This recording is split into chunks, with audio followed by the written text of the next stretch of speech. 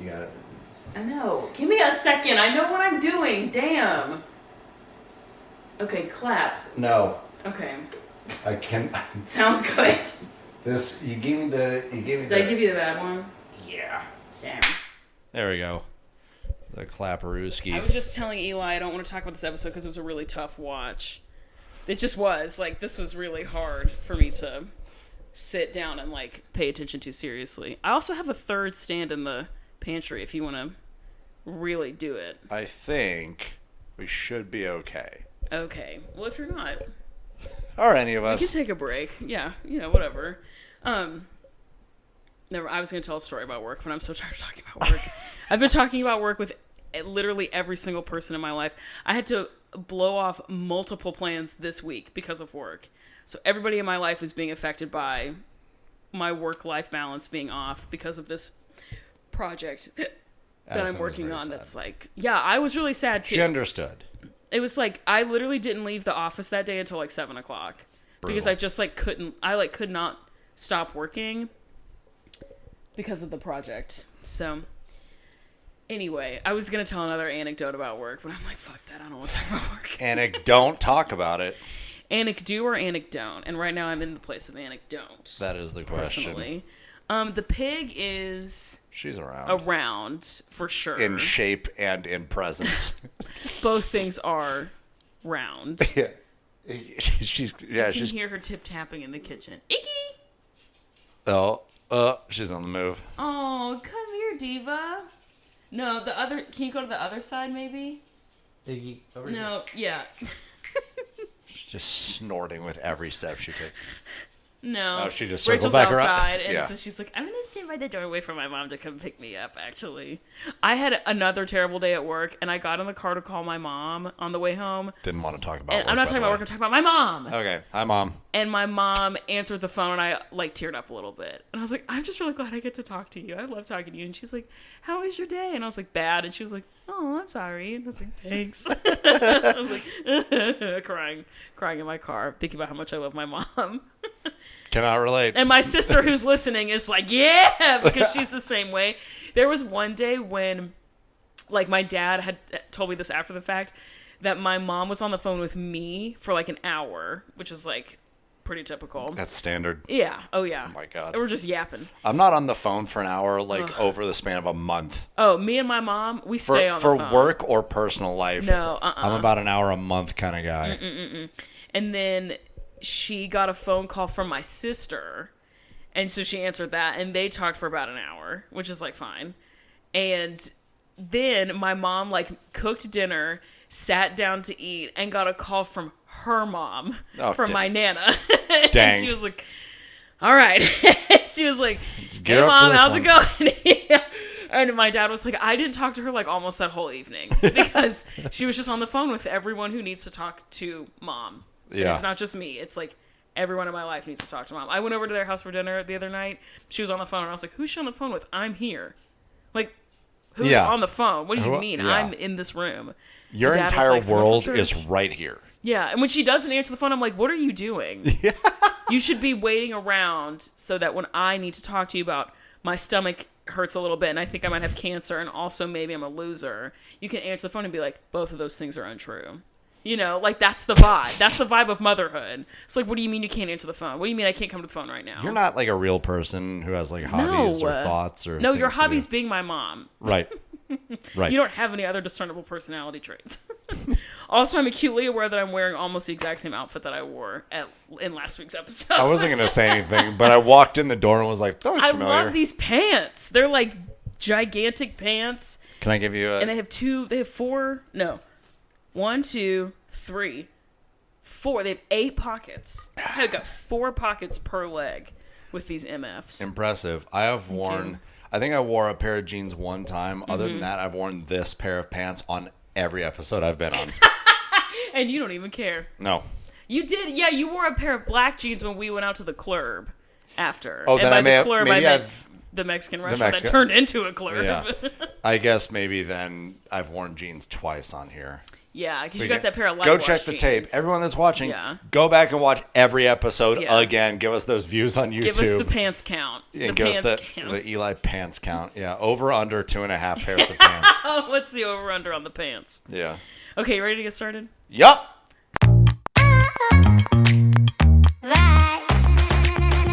Welcome back to the Pyramid, guys, gals, and non-binary pals. My name is Amanda, and I'm your host every single freaking week, except for the weeks that I'm not. And I'm Eli, the dipshit participation trophy of co-hosts, who's here to throw off the pacing of speech between the two of us. If they're listening on like double speed, you sounded insane I right always there. sound insane. And I sounded normal. That's a good point. That's true. And I sounded normal. A Does anyone rarer listen to occasion. podcasts at like 0.75 speed? I Do you listen know to people? audiobook You listen to audio? 0.75 or 1.25. You mean slower or faster? I mean slower. Oh, no. I can't don't. imagine anyone else wants to slow shit down. Maybe old people, I guess. No. Yeah, I'm trying to think if I've ever done that, and I don't think I have. How old do you think our oldest listener / viewer is? I know our demographic from the ages of like 40 to 50 is like 1%. So we do have like someone. I want to know, right? It skews heavily female and Right. heavy on the 18 to 25. That also makes And sense. then, but like in the 40 to 50, we got a couple baddies in that target demo. I need to know also. if you are in that age range Eli wants to know how old you are. and you can figure out how to use the internet to do this. Eli. Contact. That's so rude. Hey, listen, I'm talking to my people here. All right. That's true. Yeah, the 40 to 50 year olds. Yeah. No, right. And I want to know who like our oldest listener is. I'm just kind of curious. Yeah, I'm trying to think. Yeah, I don't know anybody like in my personal life or like who's DM'd us or whatever who would be over the age of 40. I'm just kind of curious. Yeah. Let us know. Let us know where you're from, how old you are, social Give it- security number, bank Period. account. Yeah. Yeah, the CVV. All of I it. said period. Pyramid. Your period. Yeah, let us know your period. menstrual cycle if you still have one. Let us know your menstrual cycle if you're a person who has menstrual cycles. Right. Are you ready to talk about your pyramid of life? Yeah, sure. You want to talk about your bottom? I would love to talk. Wait, which one? The bottom Both or the of pyramid? them. Okay. I know you want to talk about your bottom. all the Well, time. my butt is the top of my pyramid this week. Slay. The bottom of my pyramid is we're going to get a little into it for a second, is how rarely I actually get to like relax and turn my brain off. It is very rare that I don't even. Okay, go ahead. I was just gonna say that. When is my brain actually on? Were Yeah. turning it off. That would imply that It was ever on. Sure. But you're trying to be serious. So I Yeah, won't say so that. during the week, I work. I have a team of people that I'm responsible for Word. and to. Then this is so stupid, but I have a fantasy football league that I like have to produce Mm-hmm. content for, and so and I have to like, we do like several games during the week that I have to like organize. I've Sure. contacted you about one of those games. Yeah, I remember that. Yeah, I'm gonna have you do that again. Actually, probably in a couple ready. days if you're down. Bring it on. But there's just like a lot going on there, Yeah. and there's like a deadline Mm-hmm. for several of these things that are going on. I have this where I like just know that I like. Oh, I have to watch this episode Yeah. and take notes. And then there's the hour and a half, 2 hours that we like sit and record the podcast. Right. And then like right now, even after we're done with this, I have to wake up early tomorrow morning, so I'm thinking about what I'm doing for work. Mm-hmm. I have a wonderful girlfriend that I'm head over heels in love with, but like there are things that like I have to plan for ahead Sure. of time. She's got a birthday coming up. We have had vacations the entire summer. We've got a couple trips coming up as well. She asked me today about like, hey, what do you want to do for New Year's? Like, fucking, I would love to spend New Year's with you, but like that's something else that I gotta think. There are so few times that I just get to like sit and not have something that I'm worried. And I think I'm describing anxiety, by the way. That I Straight just white man becomes sentient. right, yeah, just like emerge out of my Like, shell. wait, maybe this is mental illness. Yeah, but there's just Yeah. like a lot, and I find it difficult to relax when I can't just like relaxing for me. I got to be able to shed all of it. Sure. I want to wake up. I'm like, dude, I have nothing to do today. You want to ride. I have, yes, and those are the only times that I can like truly and totally relax. Frankly, hey Rachel, frankly, like when Addison and her niece and I were in Miami, Addison and I are lying on the beach under a starry sky, just listening to the waves crash over. We're like the only people on the beach. We're having a great time. Must be nice. And I got a text from my boss. Yeah. That's what I'm talking about. I can't. It is so rare for me to just check out. I am you know this about me. I tend to be a very like unbothered, mellow, calm person. True. But there is still under the surface, I still like maintain that like aura of calm for the most part, but that's not what's going on in here. Yeah. That it's there's still like even just a hint of like I'm thinking about what I have to do this coming week right now as I'm like having a great talk on a podcast with my best friends, just doing what? You said that I want to be your best friend. Okay, calm down. That's very exciting. Continue. Yeah. But and so like that's what I'm talking about. I can't fucking just sit and veg. Yeah. I can't exist. That's where that hairline's going, dude. It's like It's this wasn't how it used to be the for weight me. of the world. Yeah. No, I get that. And like even the like anecdotal sort of like or not anecdotal, but like this idea of it's just for this like a busy season. It's not. It doesn't, and also that's not helpful. Nope. Because like I'm feeling this way, a similar way as well. Even if it is a busy season, I'm still currently in this season, so that doesn't help to know that there's an end eventually because I'm in it now. So that's also not super helpful. And also, there's no end. Something else. You really comes might up. be getting into feeling anxious. Yeah, a little. That's crazy. Good for you. Welcome. I fucking guess. Welcome. If you want Cool. to talk, if you start to become psychotic, you know where to I'm not find gonna me. become psychotic. Like you know where to reach me if you start to have a breakdown. I'm just gonna start rolling my eyes more. That's what this is all leading to. I'm just gonna be a little more annoyed with my current situation. That's fair. Like more frequently. That's really the only difference. That's your boundary. I'm still gonna deal with everything the exact same way. I'm still gonna I'm gonna keep doing Eli. I'm gonna maintain my relationships. I'm Yeah. gonna keep going to the gym. I'm gonna keep doing Keep the thing. doing I'm your just gonna be thing. like a little more annoyed a little bit of the time. Fair. That's And you deserve that, honestly. Thank you. You Thank deserve you. that. You I, as a straight white man, deserve to panic a little sometimes. That's right. But only That's right. sometimes, and it has to stop. I stand by that sentence. My bottom of the pyramid is my period. And I've said it before, and I'm going to say it forever. Period. Anybody who has a period understands it's ass. And the Well, day no. before, it's the opposite of ass. The day before my period. You know what I mean? Come on. Yeah, totally. We're all adults here. Yeah, go ahead. Some of us are in our 40s to 50s. So we're all some of adults us are. Yeah, I'm a teenager in a 50-year-old's body. That's what it is. Yeah. The day before the like beginning of my period, I feel insane and I'm crying all the time. And I just I called Rachel because I had a very confusing interaction with someone. And I called Rachel, literally having a panic attack about it. And I was like, I just feel like I've never grown as a person. And, I'll never be over my mental illness. And, we've talked about this before. This time last year was really hard for me. And so I was like, what if I've never progressed since last year? And, all these, big feelings. And Rachel was like, I don't think any of that's true. I've known you for a while. And, I see growth in you. And, you're just being too hard on yourself. This very, sweet kind of rote thing to say to someone who's panicking about the state of their life. And then the next day I started my period and I feel fine. That's it. It's crazy. The way that the hormones of a person who has a period just pump through your body. There's nothing you can do about it. And then you wake up and it's oh, got it. Do you ever... And it's not that my feelings are only because of my period. They're just made worse by my period. They're exacerbated, yeah. What were you going to say? Do you ever feel what? Well, I was going to say, I'm sure that especially, you're in your mid to late 20s now. I'm 28, yeah. Yeah, okay. So, I'm so young. I know, right? But after all this time of experiencing your period, as you're having these thoughts, you have to know, at least partly, I'm sure, that you're just fucking...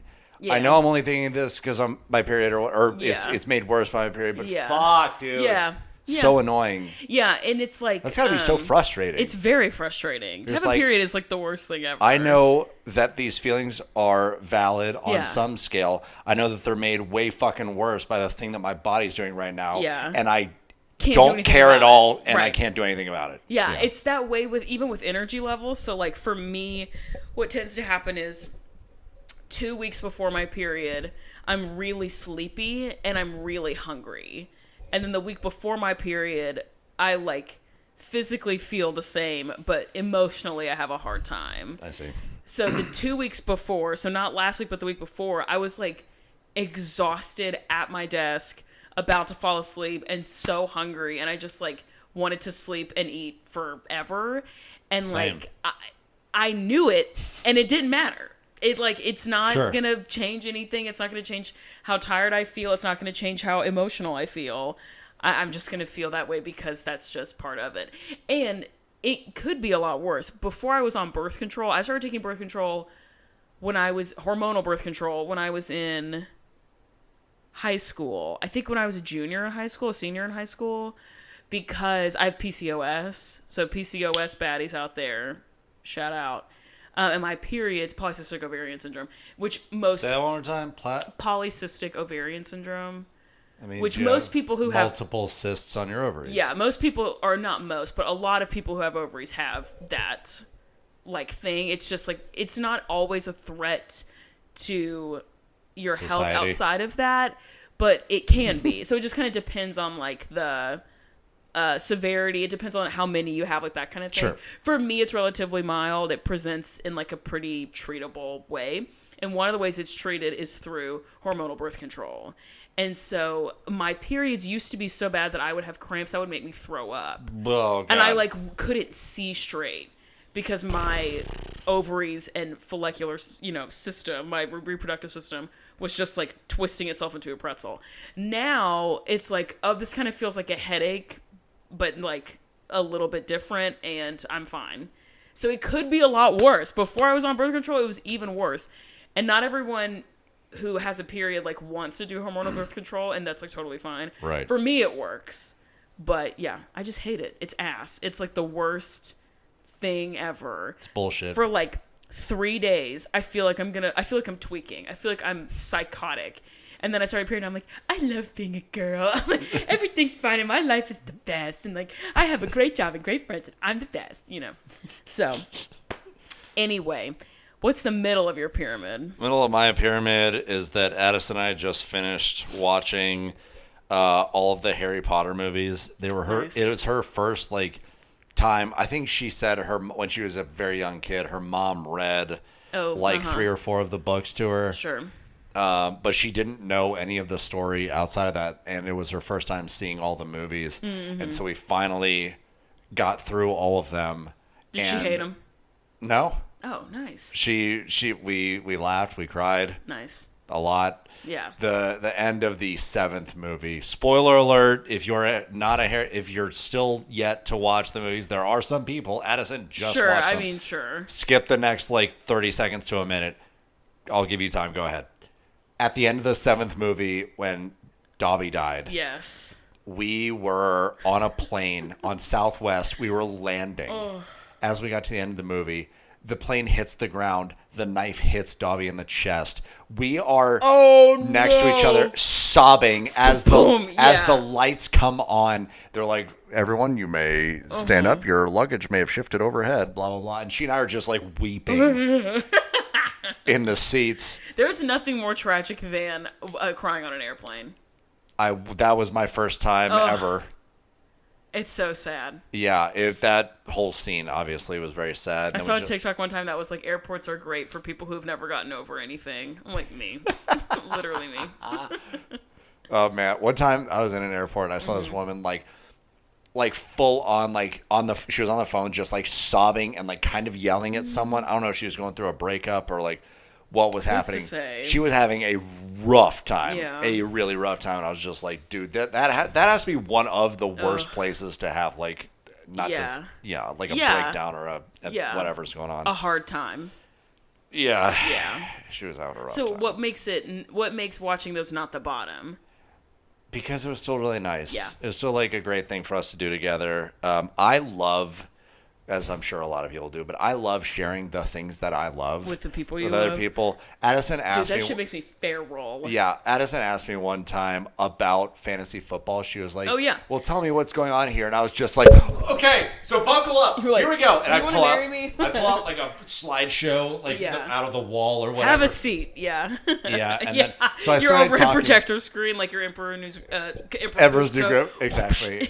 At one point, I got like a couple minutes into it, and I was just like, does that make sense? She's like, yes. Then I talked for another 30 seconds. She's Does so that make sense? intelligent. Yes. And then we Intelligent. got to, and then at one point, I saw her eyes kind of do this. Oh yeah, Thousand And Yards I went, Fair. did that make sense? She goes, No. nope. And I was like, cool, we can stop right there. That is the extent of fantasy football information Yeah. that you could possibly take in right now, We're and good. that is fine. And that's fine. We set a nice foundation. So There she you has go. like some clue as to what's going Sure. on when Yeah. I'm excited or sad or whatever. Yeah. That's fun. But when I get on a roll, dude, if I'm talking about the thing that I love, I will not stop Real.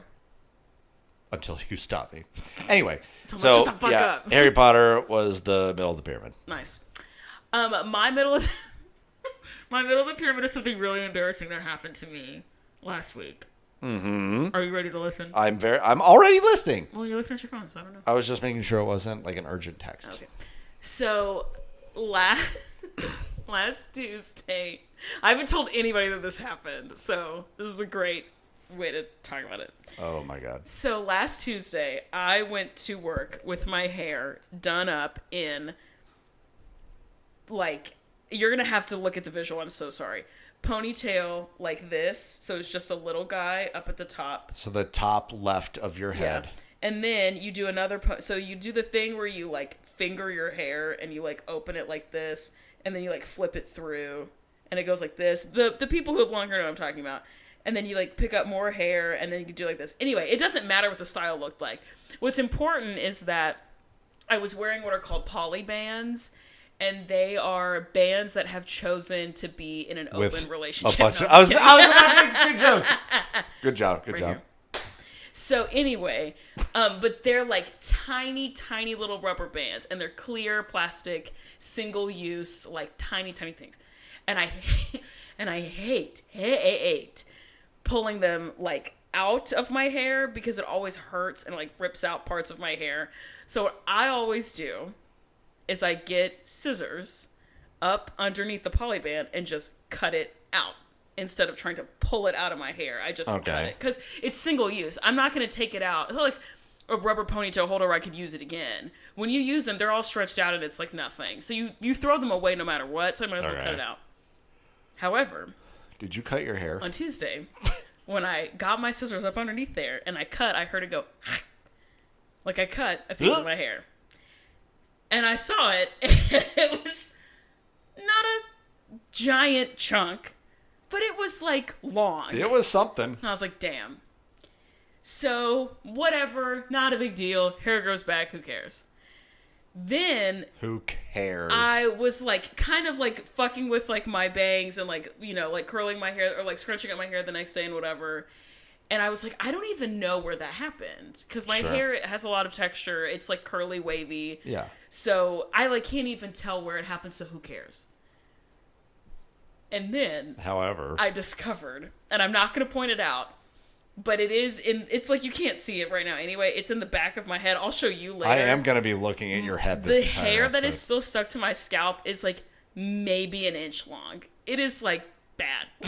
But you can't see it unless I like really root around and find it. So that's why it's in the middle, or the middle of my pyramid, is because it's cover-upable. You cannot see it unless I like scoop up some hair and pull out the little baby. But it's bad. I looked at it the other day and I was like, oh my fuck, that's bad. That's awesome. So, luckily, it's like not noticeable unless I point it out. But it is. Just don't be weird. Just come through and get your corn. It doesn't matter. It doesn't matter. Get your corn and do your thing, girl. But anyway, so it's in the middle because Are you it's eating like just corn? Are you eating just corn? No, I have to make a whole meal. Okay. do your thing. Just have a bowl of corn. You're fine. No one can see you. You're fine. Just rotate the camera. Seeing that I'm worried about is the hearing. Now it's No, it's it's okay. a Rachel making corn podcast. It's okay. God, True.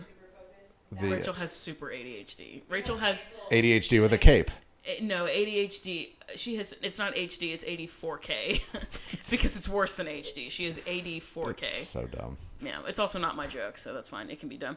Anyway, It was pretty corny though. so like that's the middle of my pyramid. It's this little piece in the back of my head. I'll show you later. excited to see where it. it is like just this much from where I just like chopped it off. Yeah. If I have one, okay, keep going. I just have to. You can borrow one of mine. Oh, so I got it. Earlier today, I was sitting on the couch watching football, Mm-hmm. and Otis, wonderful fat Otis, he farted, and it lasted. Amanda, I'm not exaggerating, for like 9 to 10 seconds, audibly.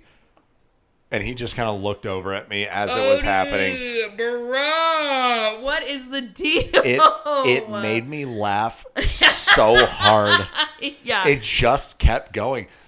Jason sitting on the other couch, he heard it happening and he looked up at me and I was just like, no. You're like, it wasn't me, it was him. It's still going on though. It's still happening. He's like, are you kidding me? I'm like, that's Otis and it's still happening. It just kept going. It really made me laugh a lot. So that was like a little bit of joy in my day. People we don't deserve pets. Like the joy that a pet brings. The other weird thing is it wasn't even like stinky or anything. He just did it and then sweaty, like period, it was fun. Otis. Yeah, that's Come the on, best health kind of and fart. wellness. Yeah. Yeah. Loud and boisterous and it doesn't even sting. Amazing. Nice. The opposite of silent but deadly. Exactly. Loud and not deadly. Yes, loud and lively, I guess. Yeah, the fart. The other top of my pyramid is that it's going to start out sounding like a bottom of the pyramid, but yesterday good. my refrigerator stopped working. And Broke ass. I'm telling you. Okay, yeah. I'm ready. So it stopped working and I fixed it. What'd you do? Did you replace the Freon? I had to take the back panel off. I dusted. I reset the compressor by myself. I screwed that shit. I unplugged it. I reset the breaker and everything. This is all fine. It's a lot of plugging and unplugging, but like the cleaning and resetting the compressor is like a thing. And so then I reattached it. I cleaned everything off because the filter was a little dusty because it hadn't been done in a while. And so I put it back in. I looked up the owner's manual or whatever online and did a couple reset deals and now it works again. Hot. Good for you. I am a woman in STEM. You really are a woman in STEM. There is like a certain like gratification in there was something I fixed. I understand completely. Oh, it was when I had not this car but my other car. And sometimes the door would ding and sometimes it wouldn't when I would open the door. And I had no understanding of why that was happening. And I figured out it was to remind me when something's in my back seat. Right. Like, so you don't, like, leave your kid in your car. And I was like, oh, my God, I'm literally so smart. I figured this out.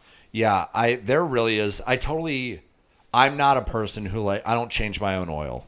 No, you're not that girl. I'm not, like, total get my hands dirty. If it comes to like landscaping and stuff, I can do that. But like fixing like electronics or when cars, your AC whatever, broke, you were like, let me call somebody. I don't. Yeah, I'm not doing that shit myself. I understand. Your car is beyond repair, by the way. Oh no, it just passed over 250,000 miles. By the way, Oh, 250,000 miles in that bad boy. When A it- 2009 Toyota Camry. Jesus Christ. There has never been a better commercial for a car. I haven't tried to fix crazy. anything in about a year and a half. That thing's still trucking. Your car is like crazy. It's a nightmare. I won't let most people into it. Yeah, you shouldn't. It's awful. No, well, it's a safety hazard. Yeah, probably. yeah, exactly. Yeah, your car is crazy. Yeah. But I I'm so understand. glad you don't have that license plate anymore, by the way. I'm sad When about we were it. going to Mexican food a couple weeks ago and I was following you, I was like, wow, look at this adult dude in front of me without the license plate that says boobies backwards. That's or was it forwards? It was backwards. It was backwards. It was 5318008. Yeah. Like on a calculator. Yeah. That's such a good idea. To pat myself on the back. But yeah, I understand why people are like into like, Sure. I want to fix my car. I'm going to do all the things. I'm going to be Sure. like a hands-on, fix-it kind of person. I get that. That is not me. Yeah. But I did it this time. Slay. And I'm very proud of Good for you. myself. Proud of you, Diva. Yeah. Top of my pyramid is candy corn. No. No. I know. No, it isn't. Yes, it is. No, it's a Love candy. bad candy. And all these people who It's a who bad are out candy. here who love, you can have your opinion, that's fine. It's wax. Okay. You're eating wax. People who, that's fine. The people who love candy corn. Everybody's always talking about how great the pumpkins are. No, y'all are missing the point. The best piece of candy corn in the autumn mix is not the pumpkin. It is the chocolate. It is the chocolate little candies, and they are the best. So, the end. That's all I have to say. I don't give a shit about... I will eat the pumpkins. I'm not going to be not eating them. But the chocolate one is the best. And I have a bag at my desk, and when I feel like it's either eat a handful of candy corn or literally punch my coworker's shit in, I'm going to go for the bag of candy corn. All right. Well, that I this time. support. Yeah. That I support. The end. And it's also my mom's favorite. It's like there's like a family fun thing there and blah, blah, blah. But I love candy corn. Ugh. It's my favorite. It's just... But the only Brock's. None of you bitches understand. Brock's is the only path to glory. Any other knockoff candy corn can get fucked. It's Brock's. How do you really Or feel? nothing. That's it. It's top of my period. And you better believe I'm shoveling that shit down because I love it and I'm on my period. I just realized how I'm sitting right now. I'm like Beyonce from, what is it? Since If you when like are it, you like Beyonce? look how I'm sitting right now. What, If you like it, then you this? should have hit a ring. Yikes. Fucking yikes. So stupid. I could totally be Beyonce. You don't know. That's true. I've never seen you and Beyonce in the same room together. So who's to say you're not Beyonce? Are you ready to talk about the content of this episode? You bet your bottom dollar. I really don't want to. Well, we're before we do, fucking gonna. we got an email from a listener who wishes to remain anonymous. Deal. So I will protect their anonymity. There's a bunch of shit in this email. I'm gonna go, and dear listener, it is not because I don't like you. It is because this is an insane amount of information. Hell yeah. Thank you, anonymous email. Holy crap. Yeah. That's It's a lot. hefty. You can get in there. It's a hefty electronic message. Okay.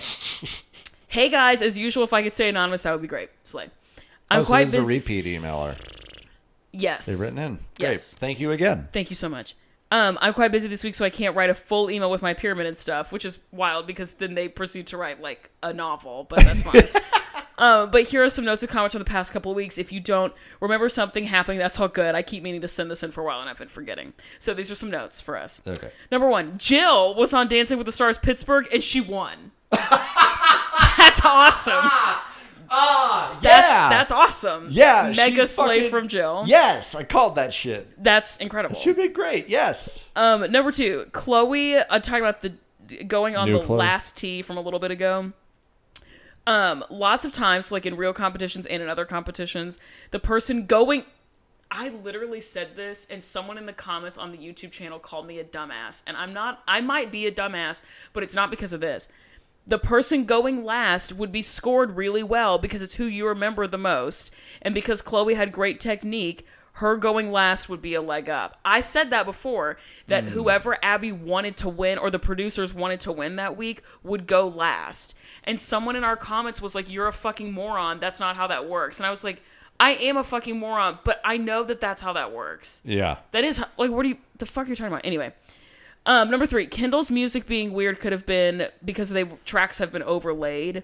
They would have put on non-copyright music over the real music, and it would just look or sound weird. I already know this. Yeah. I just like to talk about it. But that is true. Yeah. The Mackenzie comment about her needing to lace up her ribs. Lace up her ribs. I don't remember. She wearing a corset? No, I think they were talking about sucking in her stomach, maybe. Oh, yeah, because she was saying there. Yeah. Oh, she gets sway the belly back. or whatever. Yeah. Definitely could have been phrased better, but it is common for teachers to criticize your rib cage as it looks bad. It looks like it's bad technique when your rib cage is open while dancing. Not saying Abby said it right or nastily, just adding a point to the discussion. That's fair. That's fair.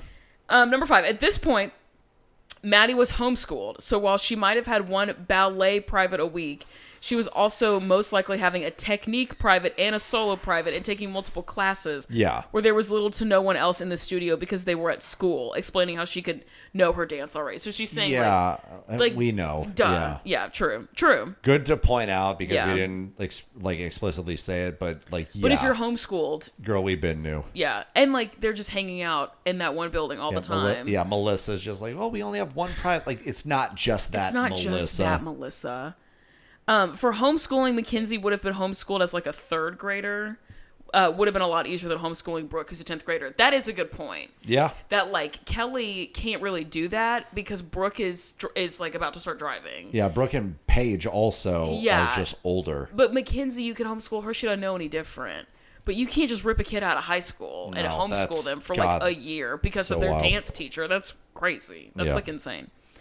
Abby consistently criticized Paige for noodle arms because, hence the weights. I made a comment about how she was wearing, like, jazzercise wrist weights a couple weeks ago or, like, last week. Yeah. And so she was saying it's because she always criticized Paige for having, like, these noodle arms that wouldn't know when to stop. And so she's weighing them down.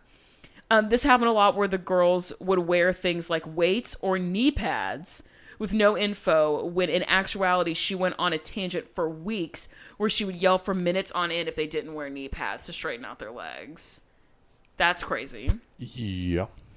And then my take on the homeschooling points. As a dancer, I can truthfully say that yes, there's a point where if you train at an intense level for a certain amount of years, the likely choice is to homeschool, especially in ballet.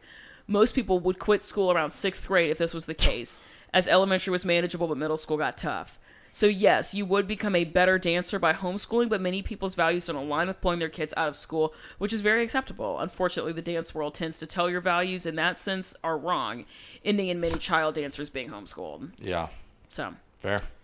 And then don't worry, Amanda, last week's dance was civil rights and not specifically slavery, but we sure do get one that is focused on that later in the seasons. Oh, no. Sweet. Oh, no. And then lastly, and most importantly, oh my God, Eli, I have tried the Coke Oreos. They are terrible. Yeah. She says they fizz in your mouth. Oreos don't fizz.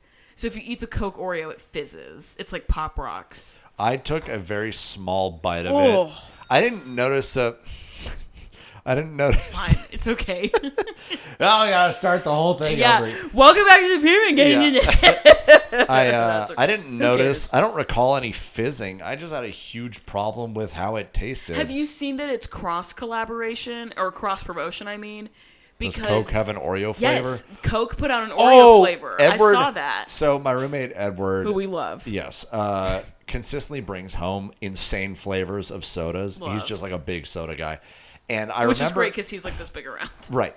And no one on this He's planet tiny. has a worse diet than him, and he somehow He's a does gamer, not. right? He doesn't gain a pound. Yeah. He's a gamer, has a cat, and He weighs has like $1.20 soaking wet. He has a desk job where he doesn't move around. He comes home and plays video games until he goes to sleep. He has a little cat. He eats horrible junk food. And LD. LD for little dude. Yeah. And he hasn't gained a pound since he was about 13 years old. Nice. Gamer bro, for real. Yep. But he brought home the Coke, or the Oreo Cokes. Yes. Ugh, God, that was a gross in sentence retrospect, to say. I a little bit wish I'd tried it. I'm sure it tasted insane. Well, I was watching someone on TikTok. Like, that's how I knew that they existed, was because I saw someone on TikTok try one. And she was like, it just tastes like if Coke was a marshmallow. Which is good. She was like, it's not that, like, wild and crazy. Because it's, like, Coke kind of already... It's a caramel-based soda. So making it a marshmallow flavor is, like, not that serious. Not a big stretch. But a Coke-flavored Oreo, now that's crazy. No, it was... For some reason, it only works one way and not the other. You know what I mean? I do. That's so annoying that you just made that face at me. And then it ends with, sorry this was super long. It accumulated over several weeks. Have the best rest of your week sent from my iPhone. Thank you so much, listener Anon. Love you, mean it. I love getting work emails that at the end it says sent from my iPhone. Yeah, I know. Like, oh, you are. Like, oh, you're not in the office? Yeah. No, Yeah. proud of you, by the way. And then we got a comment on our last YouTube video that's like not mean, thank fuck, because that was really starting to hurt my feelings. Thank you for not watching the choreographer's cut. You're welcome. Don't ever say I didn't do anything for you. Next week is insane, so please don't watch it on Hulu. It's free on YouTube or Prime Video if you have it. Also, the Dance Moms community highly suspects that Melissa ruined the other Chloe's headpiece on purpose. That's like a well-respected theory in the Dance Moms community. Wow. Vetted, published in journals, all that kind of stuff. Melissa being one of the girls for a second. Sabotaging an outsider. Yeah. P.S. I absolutely love Melissa and how messy she is. Listen, I find Melissa to be entertaining. I don't know if I necessarily endorse mess. but I do. Well, within the realm of reality TV, it's like that's what you're supposed to do. Right. I still think Jill's my least favorite. I don't know, man. I really don't know. like Melissa. I go back and forth too. I think it will always be Melissa that I like the least, because there are different moments where Jill is pro the She's team. a girl's girl. Yes. Melissa is consistently Not. selfish and self-centered. It's like not it. Jill is pretty self-centered, but she can like take a step back and be like, I really hate that for Nia. You know what I mean? Or like, that's not really fair to Chloe. Melissa doesn't do any of that, like literally ever. Yeah. Okay, do you just want to talk about it? I hate this episode. I'm not gonna lie to you. It like exhausted me. I really didn't. So I'm glad someone did.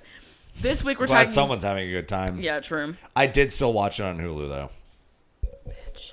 I don't think it matters because this one didn't have a did it? Does your episode say choreographer's cut? Well, yeah, but this way you and I are each.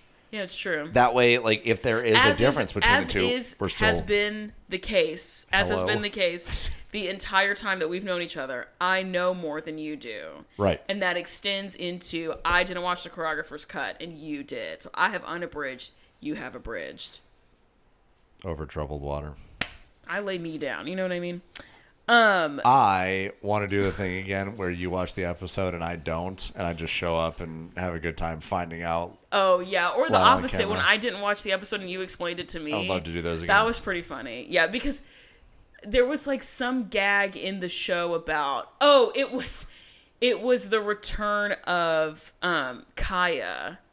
When you were like, who is the last person on earth that you would think would walk through the door? And I was like, Jill or Kathy. And you were like, no, it's Kaya or Nakaya. And I was screaming. It was something like that. Someone showed up. The live react is really great. That was good. Okay. This week we're talking about season 4, episode 7, Trouble in the Big Apple. Big Trouble in the Big Apple. Oh, whoops. I just have it as Trouble. That's See, you only get that here on the choreographer's cut. Not me not knowing things. Okay, there we go. That makes sense because I was like, Trouble in the Big Apple is a lame-ass title. Big Trouble in the Ass Big title. Apple. Also, fuck you, first of all. Hello? Because I was talking to my sister the other day. Okay. And I said, shout out to Neely. I said something, and I said big ass something, and she was like, ass something. And I was like, Neely's a real one. I'm going to reach across. She's a Neil one. Ooh, it really... She's so smart. Yes. And so intelligent. Yes. And so beautiful. Right. And for you to infiltrate that brain, I think makes you me mean really infuriated. that joke is so good. It's No. up to the standards No. that Neely has. No. Yes. Trustee scholar level. Went Right, to and she every trustees day- my sense of humor. Every day of her post-secondary education was free. Undergrad, free. Law school, free. Because she's that fucking smart. Right. And your dumbass got in there. So it was good enough for her, though. No. Is what I'm hearing. No, I'm Right. hearing that I need to have a conversation with her that's restorative and progress-driven. You're gonna call her in. About how to fortify the barrier of the brain. You don't let that bullshit get in there. You know what I mean? That's Listen, the convo I need to have with my sis. Her intelligent brain is a sponge. She takes in whatever makes it better. No. Right? Yes. No. She takes things in and makes them better. That's the rest of the episode. That's us just going, no, yes, no, yes, no, yes. I know you are, but what am I? Yeah. Well, I'm rubber and you're glue. So. I also finished American Vandal for like the 40th time this week. Fuck yeah, dude. At work. And I got to the point where he was like, he was talking about Alex Trimboli, the honors kid who snitches on him and lies. And he was like, oh, when I see that kid, and then he goes, I'm going to fuck that fool up. That's how I feel. Alex Trimboli is such a...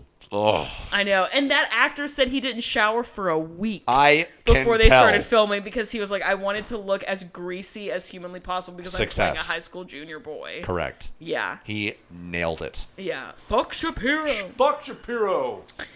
What, Pete? Why are you even putting me in this dock, man? You're supposed to be liberating me. I'm not trying to liberate you, Dylan. I'm trying to tell the truth. I love that show. That show is... There's something so monkey in me about Hassan Piker and Jimmy Tatro, and whatever they're doing, I'm paying attention. Like, I'm locked in. I am locked into both of them. Okay. You know the funny thing is, both of those guys are a little... You said I'm very monkey about it. Those guys are both a little bit ape-like. Yes. Like just big, like kind of Yes. thick dudes. Yeah. Jimmy Tatro looks... Deep voices. Jimmy Tatro looks so normal. That's what I think is so appealing about him, is he looks like some guy in like an improv troupe He's that's like in any town. guy ever. He's literally just some guy. Think of a white guy. That's it. That's him. Yeah. What? Oh, think about who would vandalize 27 faculty members' car in a high school parking lot. What? Does it look like this person? It's Yes. Like, what about him? What about him? Or maybe you're thinking of someone like him. And it's Jimmy Tatro. He's This just show like is so good, dude. his high school photo. He's just so like- he's just.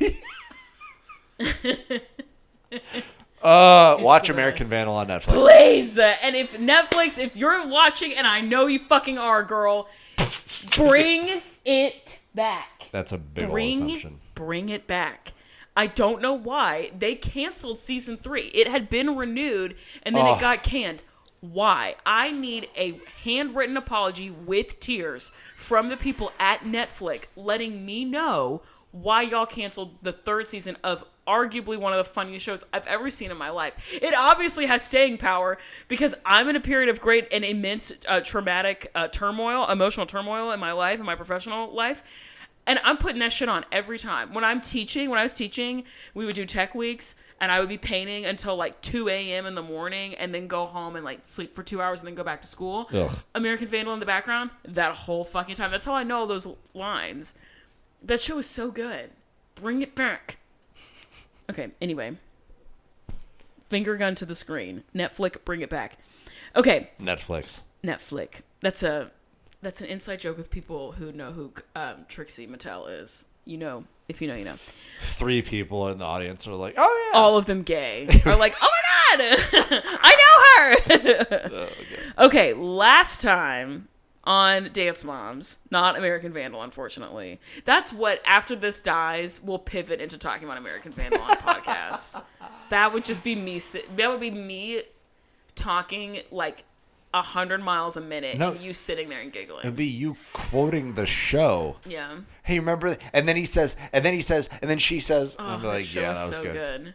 So tell me your name and who you are. Tell me your name and who you are. That's the first line. And Jimmy Tatro goes, my name's Dylan Maxwell, and I don't know, dude. Like, what do you mean who am I? That's a stupid question. And then at the end of the last episode, when you find out who sprayed the dicks on all the cars, you get that again because Peter Maldonado is like, it's really difficult to get a high schooler to understand who they are and their sense of self. And you get a flashback to the first episode, and then he says, "What do you mean, man? I'm just Dylan. That's a stupid fucking question." And then Peter Maldonado goes, "He's right, it is." And then that's how the show ends. That your first line is the same as your last line. It's a good close, bro. It's a good Okay, close. we have to start talking about Dance Moms. Last time on Dance Moms. We're looking for new girls. Duh. The new Chloe and Kim situation that happened last week. And then we get a flashback to some random episode from like a million years ago where Abby is like Abby and Kelly are yelling about Brooke's potential. I have no idea when that happened. That wasn't last week. No. That's like because it's previously on Dance Mom, so that happened like forever ago. They're just But bringing, bringing back, it up. They're bringing back up the tension between Kelly and because Abby. it is relevant this episode. It's Kelevant. Sure. You're about to get mad and you're like, yeah, whatever. Whatever. I'm not fighting this fight. Go to my happy place and think about American Vandal. Think about Jimmy Tatro specifically. Okay, we're in the mirror room in Pennsylvania. All the girls like are in the room, and Abby says, "I would love to say congratulations. I would like to be excited about the group score, but I wasn't excited about my 4th place solo and my 3rd place duet." And Jill immediately is on some shit, and she says, "Do you feel like that's maybe because you brought in another girl who took up all of our time? And do you regret doing that?" And Abby was like, "Absolutely not. I Yeah. stand by it." The funny thing is, Holly then agrees, and she's like, now, Abby, you did say you wanted a kid who could jump in immediately, That's true. not a project, and that's not what Chloe was. Abby, like, she never argues with Holly. Because Holly's always right. Every single time Holly's right. And so Yeah. Abby even kind of acknowledges, she's like, all right, bringing in one kid wasn't really the right move. It didn't work out. So instead, I'm going to bring in an entirely new team. So here's my question. And Maddie might be on it. Here's my question. So prior to this revelation, it was like all of the girls are up for elimination. Right. Right? Everyone's replaceable. Everyone's replaceable. What you're telling me now is that you're getting a new team. Right. So what I'm hearing is that the flip side of that is that everyone gets to stay. So the threat has decreased significantly. Right. So she's not giving what she thinks she's giving with this intimidation. Like, I'm going to do a whole new team. Okay, sick. I don't have to go So this team home. is intact. So we're good. So, like, I don't know. So what was all that? So you realized... and also she's like, Maddie could be... Okay, so we're where we were like 5 months ago when we started talking about auditions. Okay, great. No one's going home this week. It's so weird to me. Anyway, whatever. So it's kind of a positive. Okay.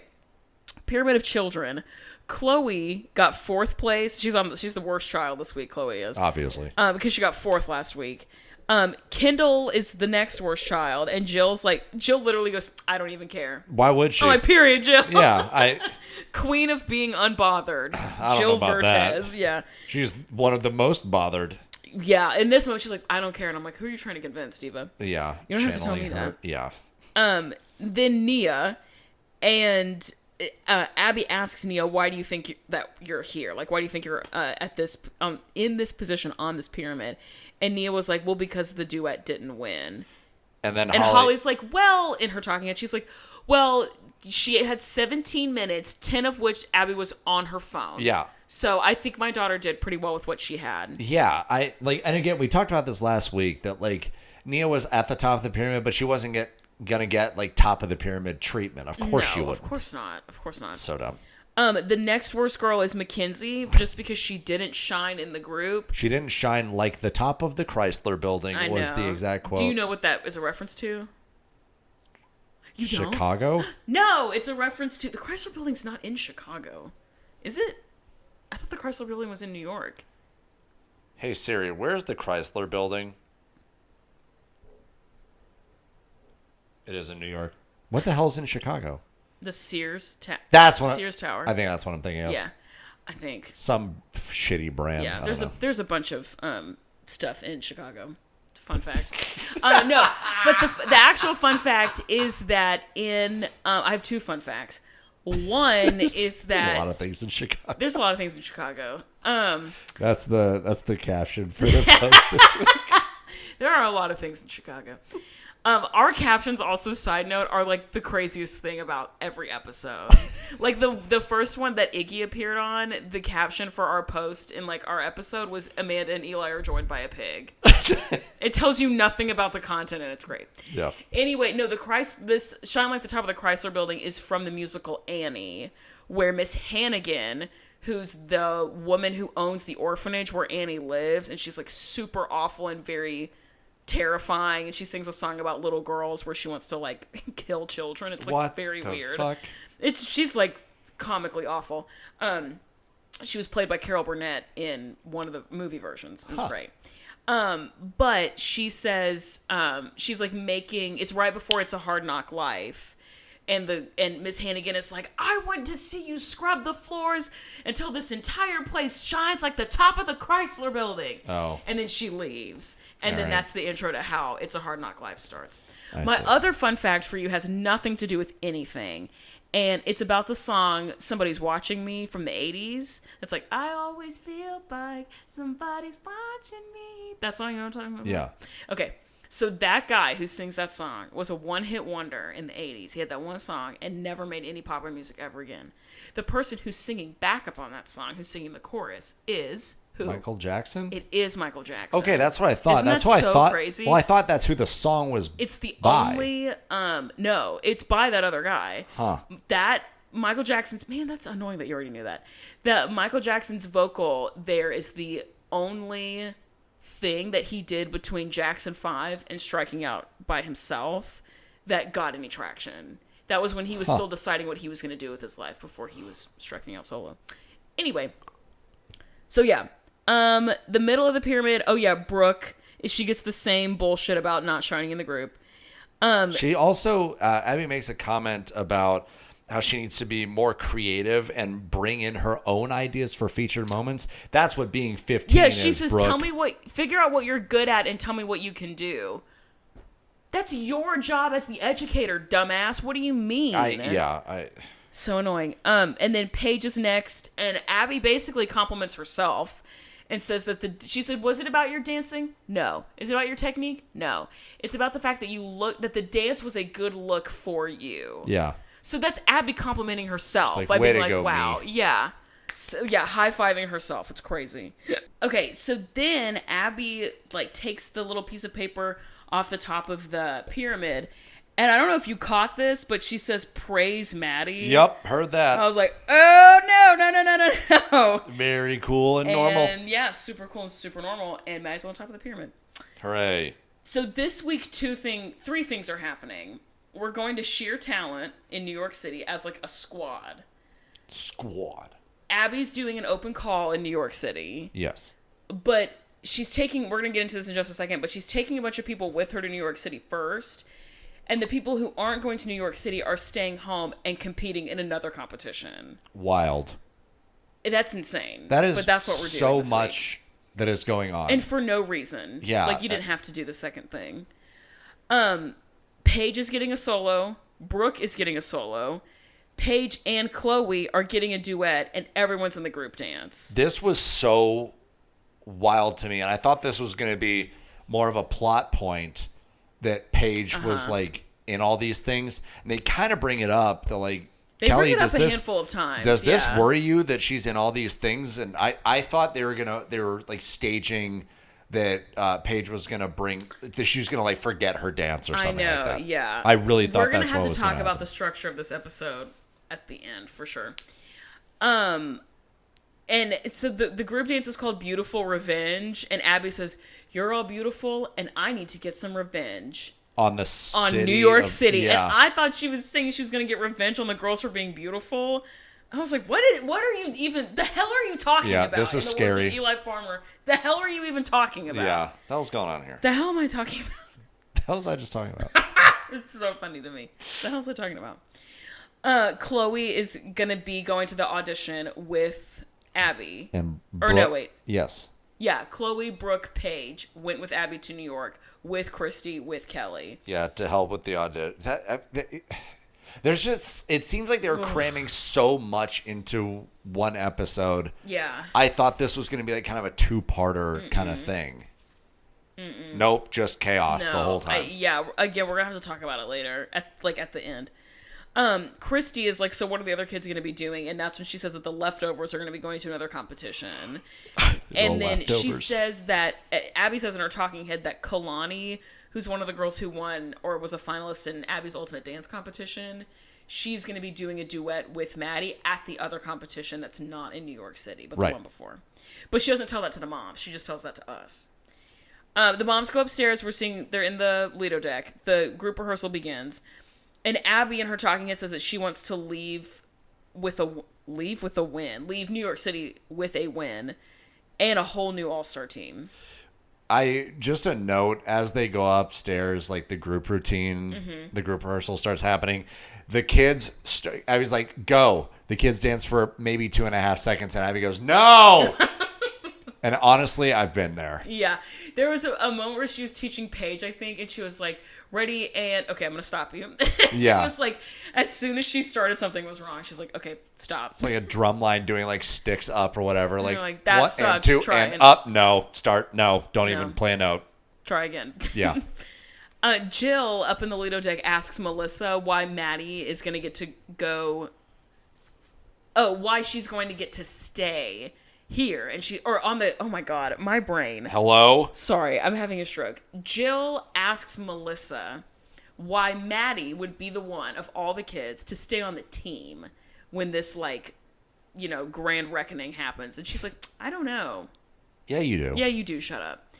And then Holly in her talking head says that it's BS. Well, basically. Holly also notes that Abby like the moms are kind of talking. They're like, we don't know really what Abby's looking for. And Holly's like, Abby likes the kids. She doesn't want us, though. Yeah. She wants the moms gone. Yeah. And the only way to do that is to get like another team. Right. Of course, Holly astutely pointing out. Yeah, and the Holly in her correct talking thing. head is like, we're already a winning team, so that's a bullshit excuse. Yeah, what 'Cause more we're could already she winning. want? Yeah. The kids are winning. It's she doesn't like the It's moms. Abby's that's losing. It's Abby's that's the loser. Oh, girl. Got him. So the Kalani, and I didn't catch the other girl's name, but they're the two finalists from Abby's Ultimate Dance Competition.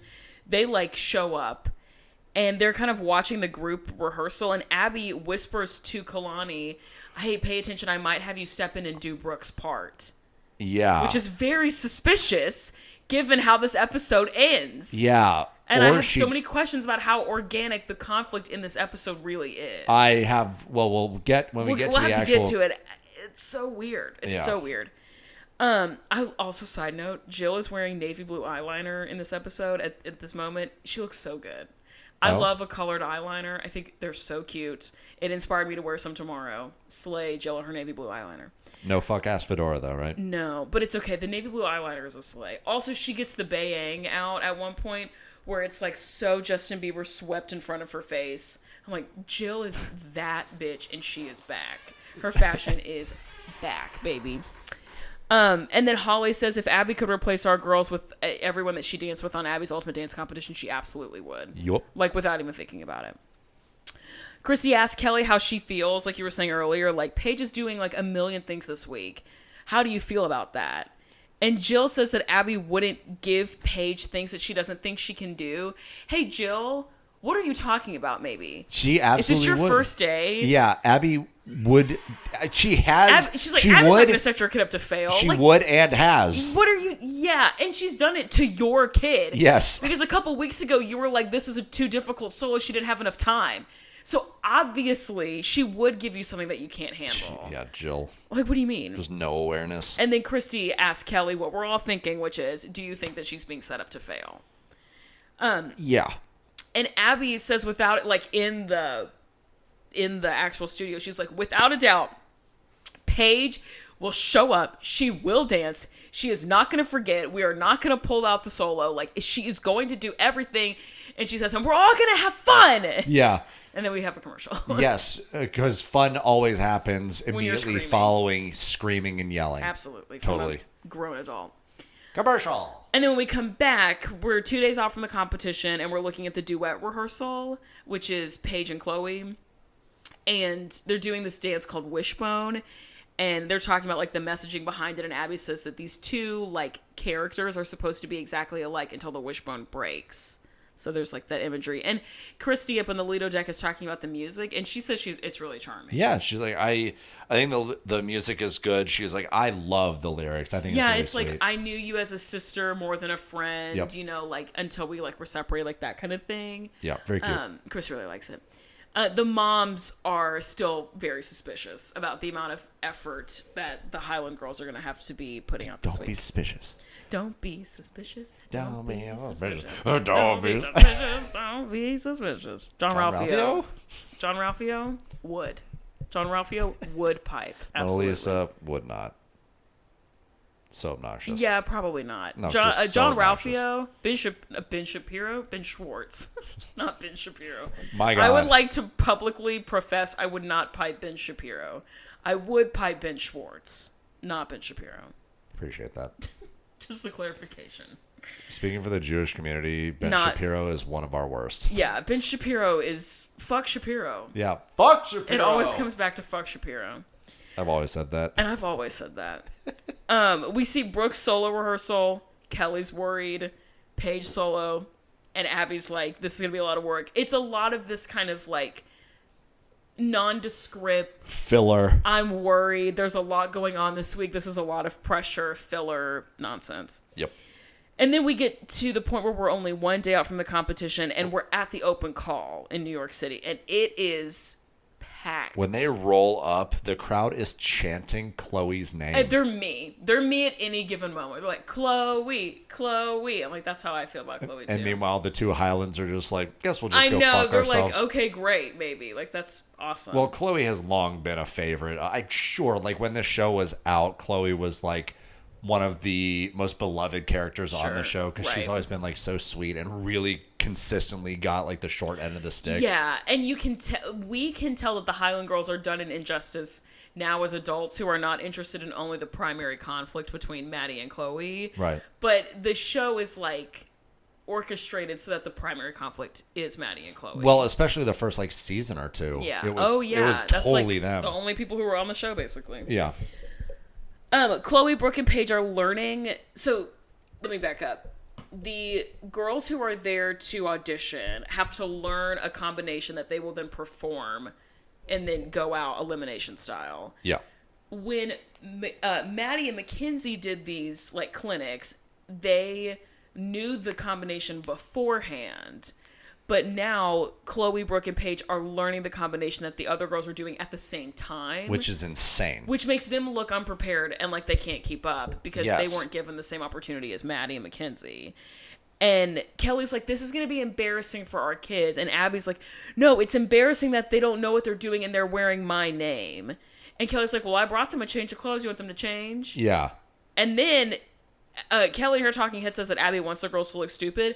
In the next cut, they've changed their clothes. Yes. And I don't know if Abby made them do that or if Kelly and Christy were like, no, change your clothes. Yeah, I think both. We don't are get that, equally but likely. they do. Yeah, they do change their clothes. You know what's funny is when they arrive, Abby claims that she has sent many kids here to become Broadway stars. No, they haven't. No. Where? No. If that were true, you would have brought it up at every single chance possible. Yeah. Anytime New York comes up, Broadway, where I've sent many kids, like we know you, Abby, that didn't happen. Also, the turnover rate in terms of like theater actor employment is impossibly high.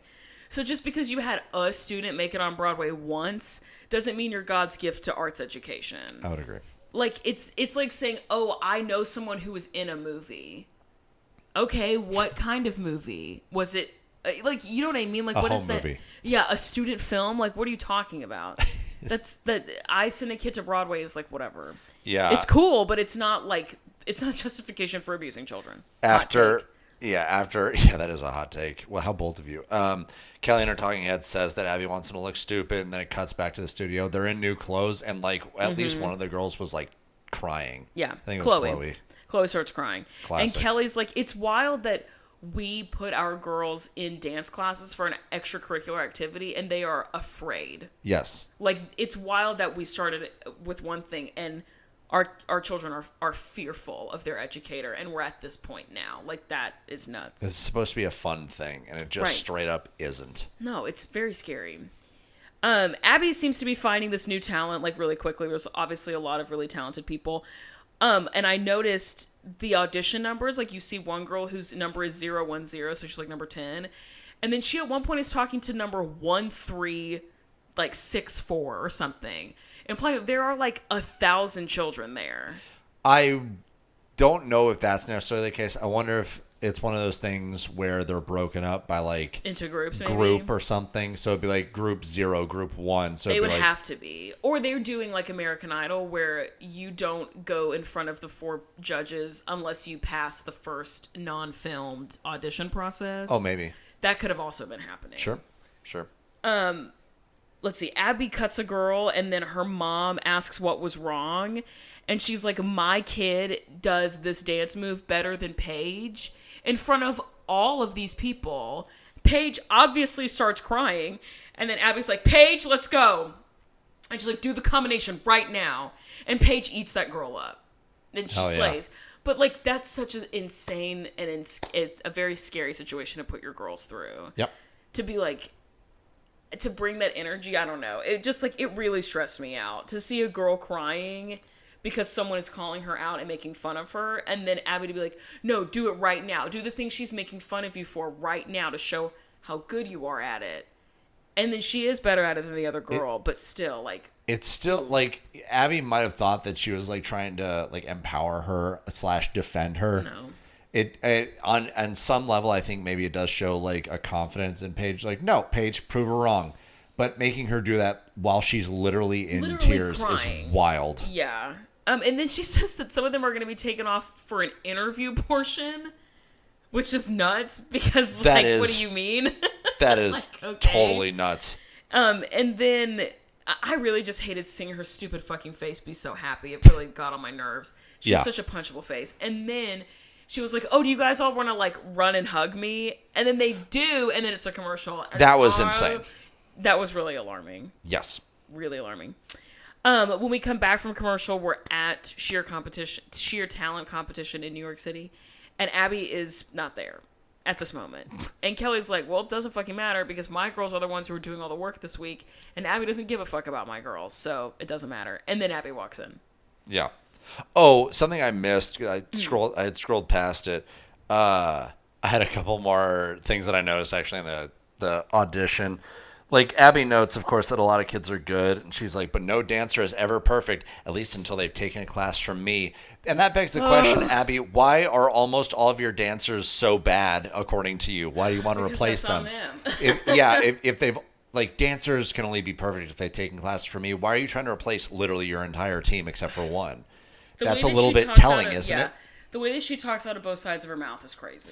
Yeah, she can never accept any blame and will take all the credit. She also removes a girl. She cuts a girl who kind of in the middle of her dance. She's like, "You quit in the middle of your dance." And she's like, "I don't want quitters." Kelly quits every year. Like, fucking okay. So annoying. Just punching down. Yeah. Like, okay, great. Kelly's staying off to the side just like, the hell's going on here? Yeah, what the hell did I do to you? Anyway. Back to the competition. So yeah, Abby walks into the green room and she's like, "Oh, congratulations, I heard that the duet and the group won at the other competition," which we fully do not see. Yeah, that was so weird. We Yeah. literally did not see anything from the other competition. I know. I get that maybe like they only have one film crew or whatever, but like you could probably At put this a camera point, over yeah, there. at this point they have the budget for like You're in season one 4, camera dog. guy. Come on, yeah. Give Brandon the PA one of them.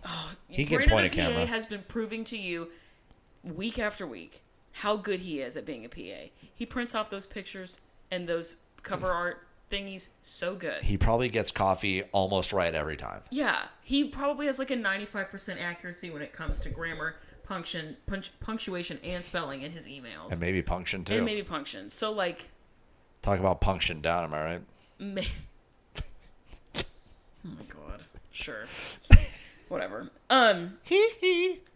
Thank you. So then Abby brings in a couple of girls into the green room who were at the audition, which is really annoying because first of all, this room is not that big. No. That they're in. So it's just like all these people walking in and out. Also, in theory, these girls are changing clothes. That's annoying. Yeah. Like, also, they're just like trying to like lock in before a game. You know what I mean? Like, don't bring people into the locker room before. Yeah. Like, we're trying to get ready for a game. Like, what's going on? Yeah. And Christy, in her talking head, says, like, we know there are other dancers who want to be on our team. And we know there are other talented girls. Like, Abby doesn't need to tell us that.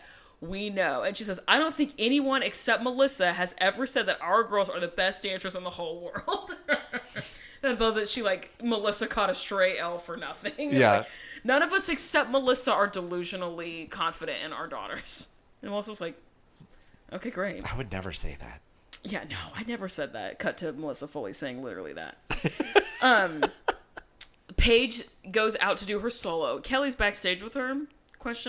That's odd, but whatever. Abby in her talking head says that she has to go out there and win, and that she has other kids who are waiting for her if she flops. Great. Whatever.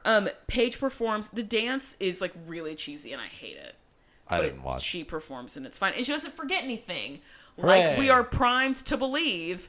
Yeah. She doesn't forget something and run off stage screaming, crying, throwing up. So, don't know what that was all about. Abby in her talking head after she's done says, I've done everything I can. She just needs, Paige, that was beforehand. She starts with Paige is always a disappointment to me. Yes, she's always a disappointment for me. Woof. She's been given the same corrections for years. And she doesn't find it important enough to fix her mistakes. I just don't think that's it, Abby. Like, you are not just there to deliver information. You are there to motivate. Yeah. You are there to, like, if saying it the same way, she's been given the same corrections for years, that means you're saying it the same way. Yes. Let's find a different way to Yeah. get her to like have this information sink in.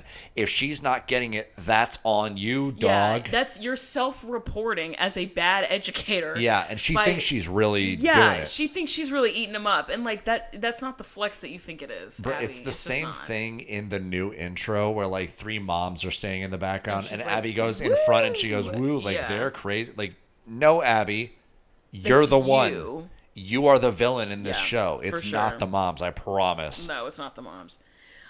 Brooke does her solo. She slays. It's great. Abby in the seats, not in a talking head, says that Brooke has been messing up the same thing since she was 8 and has never gotten any better. Yet again. And she's like, it's no energy. And the solo was titled Purple Rain, but it was REIGN, Rain. And Abby says the only thing that Brooke is reigning of is Boringtown, USA. Well, also Purple wow. Rain is a Prince No, song, I know, so but what there's she's that saying too. is like the only reign of hers is in Boringtown, USA. Well, she says she's the princess of Boringtown, USA. So it works on 2 levels. It doesn't work on either level. That might be the most clever that Abby's ever been. Yeah, actually, yeah. Back in the green room, Abby says that she's going to go watch other girls perform. There's other girls here who I want to see perform, and I'm going to go and fuck you guys. And she's like, I want to have a really big win. And so she's thinking about entering Maddie and Kalani's duet that just won at the other competition to this competition. My question is, producers specifically, that other competition was not in New York. Yeah. How is Kalani already there? How far away are Pittsburgh and New York? I mean, but she's deciding this at the competition. Oh. In real time. Go up there and do it now. Kalani's already there. She already has her costume. Y'all were really just trying to get Kelly and Christy to have a break. Like a mental breakdown. Like that's what y'all were really gunning for. Spoiler alert, And it fucking definitely works. happens. And Melissa catches Abby in the hallway and she's like, what if we add Maddie and Kalani's number to the list of numbers, Exhibition. but as exhibition and not be adjudicated, so they're not up to be beating Chloe and Paige. Right. And Abby's like, I want to have a winning duet, and Melissa's like, you will. Like Chloe and Paige will win, and then we cut to something else. Yeah. So it is wild that Melissa's like, no, really, Yeah. don't do that. And she says in her talking head, Christy and Kelly are going to be pissed that this is happening. Melissa called it right from the get-go. Mm-hmm. She knew it was going to happen. And for once in her snaky little life, I know, she actually did the right thing. Yeah. She's like, no, Abby, please don't do this. They're going to be mad. And Yeah. I know that they're going to be mad. And she correctly called that the other duet would have won. Yeah, because Spoiler, we're they gonna get- get there, but yeah. Melissa was right. Christy and Kelly. We cut to commercial and then cut back. Christy and Kelly are in the backstage area talking about how the duet has been added. For some reason, I don't know why they're backstage, but they are. No, they're not backstage. They're in a freight elevator, Right. coming up from the green room underneath upstairs, and so they're in this elevator. And Christy's like, "Did you know they're gonna add Maddie and Kalani's duet?" Yeah. And they're like, and people are like, what are you talking about? Like, what's going on? They're having this realization in the freight elevator. Yeah. Christy in her talking head says that when they were talking about the other competition, the one that we didn't see, Melissa and Maddie both said that they weren't doing a duet at that other competition either. So she was like, I knew that was a lie. And they lied about it anyway, about the other one. Yeah. Why are they also lying about this? Like, what's the point of all this lying? Unfortunately, they're not lying about this one, but Tracy and Kelly don't know that. What do you mean? Well, they weren't planning on doing a duet at this one. Right. They don't, but they don't know that. You're right. Yeah. They don't understand that was not theirs So to orchestrate. They apparently, they maybe were misinformed about the other one, but they're definitely misinformed about this one. Yeah. Yes. So, whatever. So Maddie and Kalani perform. Oh my God. They look awesome together. I get it. It is a different level of togetherness that's going on. And Abby in the audience is obviously feeling super good. The other moms are really upset because this feels very sneaky. Yes. Of Abby to just slide in at the last minute and just decide that they're doing this. And Melissa's like, the girls learned this duet Melissa says the girls learned the duet over the summer. No, I think I meant that Christy says that. Christy and Kelly are like, well, they learned it over the summer at booty camp. And Melissa's like, no, they learned it 2 days ago. And Abby's like, Kelly, you're an idiot, which is really harsh. To call someone an idiot to their face is kind of harsh because she means it too.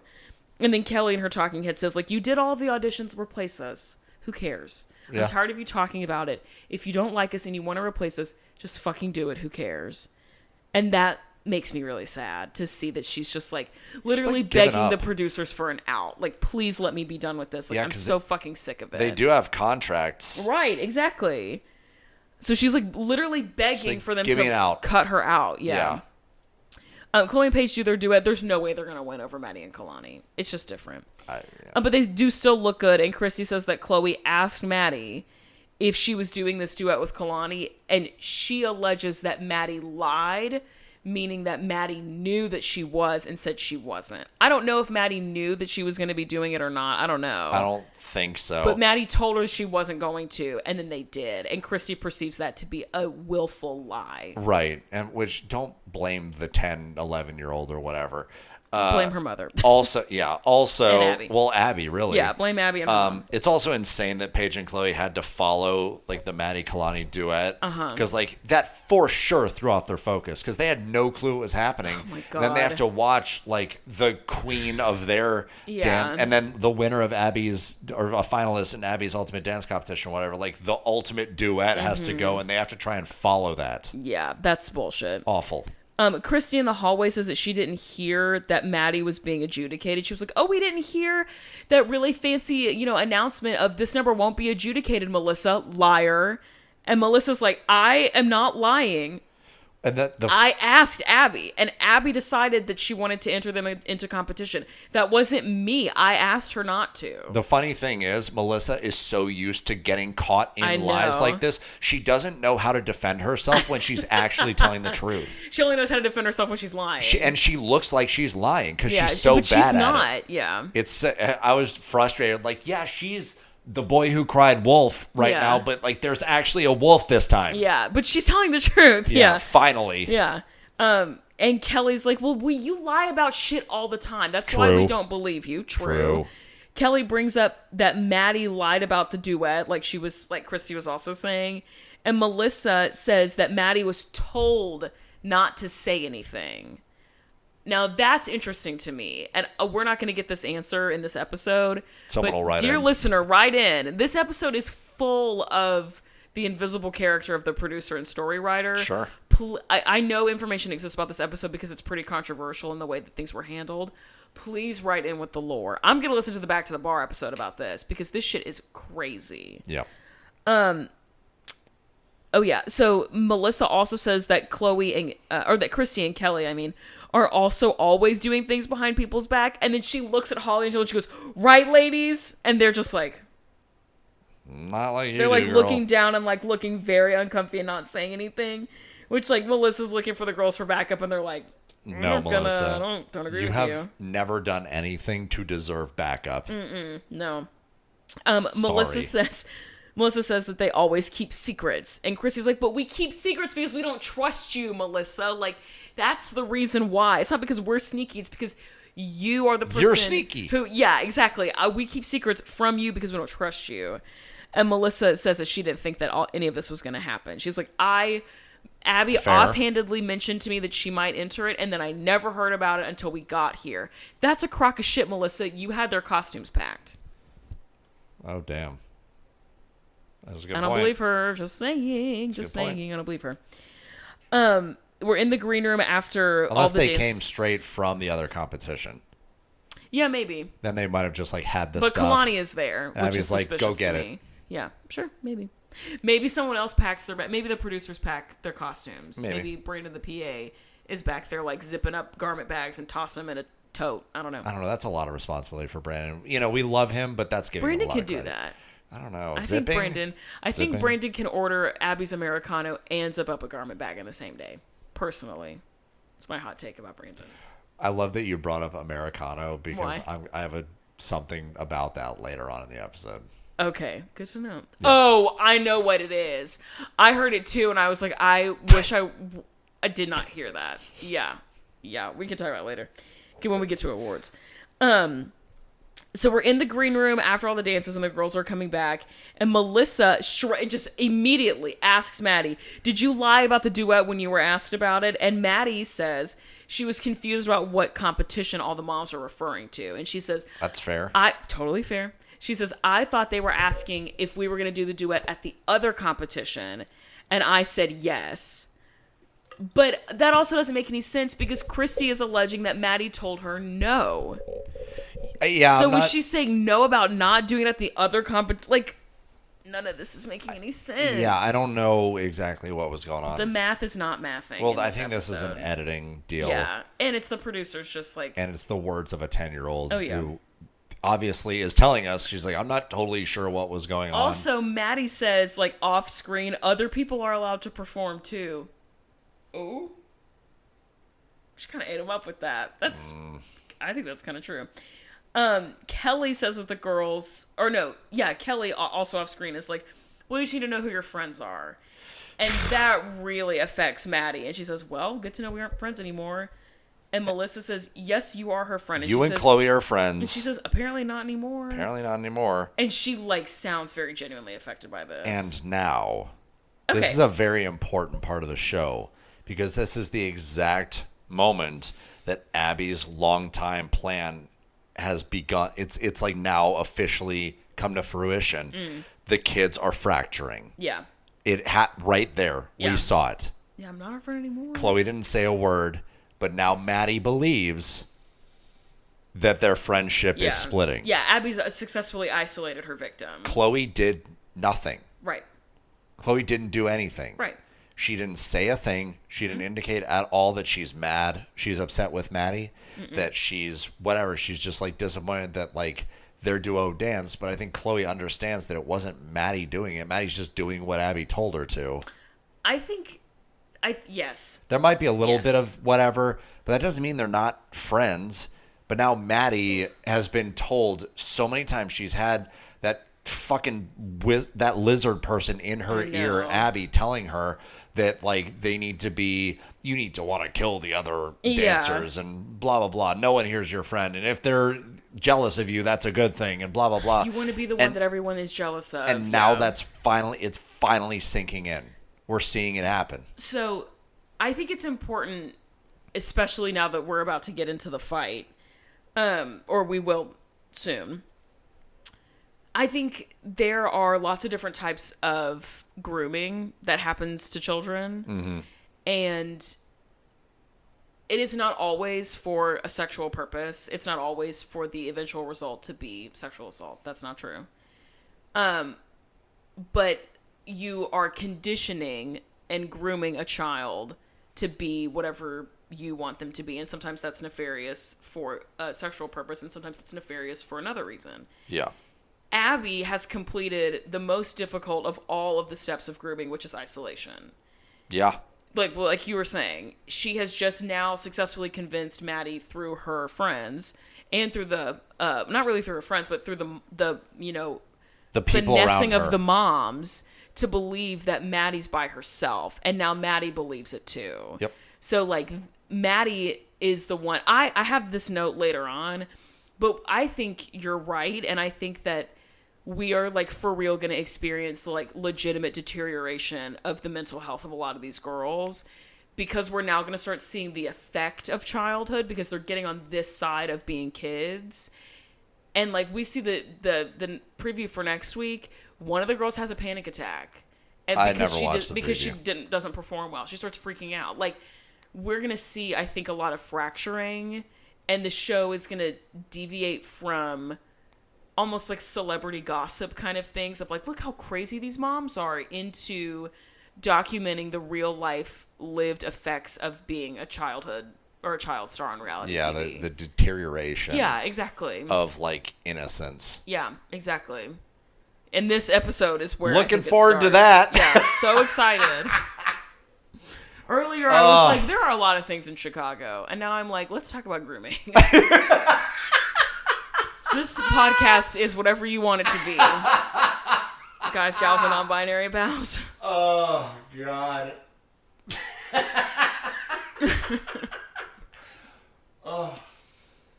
It's really like this episode. It really started like hitting me. Yeah. What we're really doing I here. know. We've had some serious conversations before But about they've like always race been and gender, Abby. about race and gender identity and stuff, and there was still like, at least we could We've fall. talked about fat phobia a lot here. At least, yes, and at least through all of that, we can generally fall back on like, oh, look at the moms going out and drinking and having a good time. Oh, look how the kids are supporting each other before the group dance and reminding each other and blah, blah, blah. Look at them laughing together. Look at this little 2-second clip of like Maddie and Kendall like kind of giggling together in the corner before they go out for the pyramid.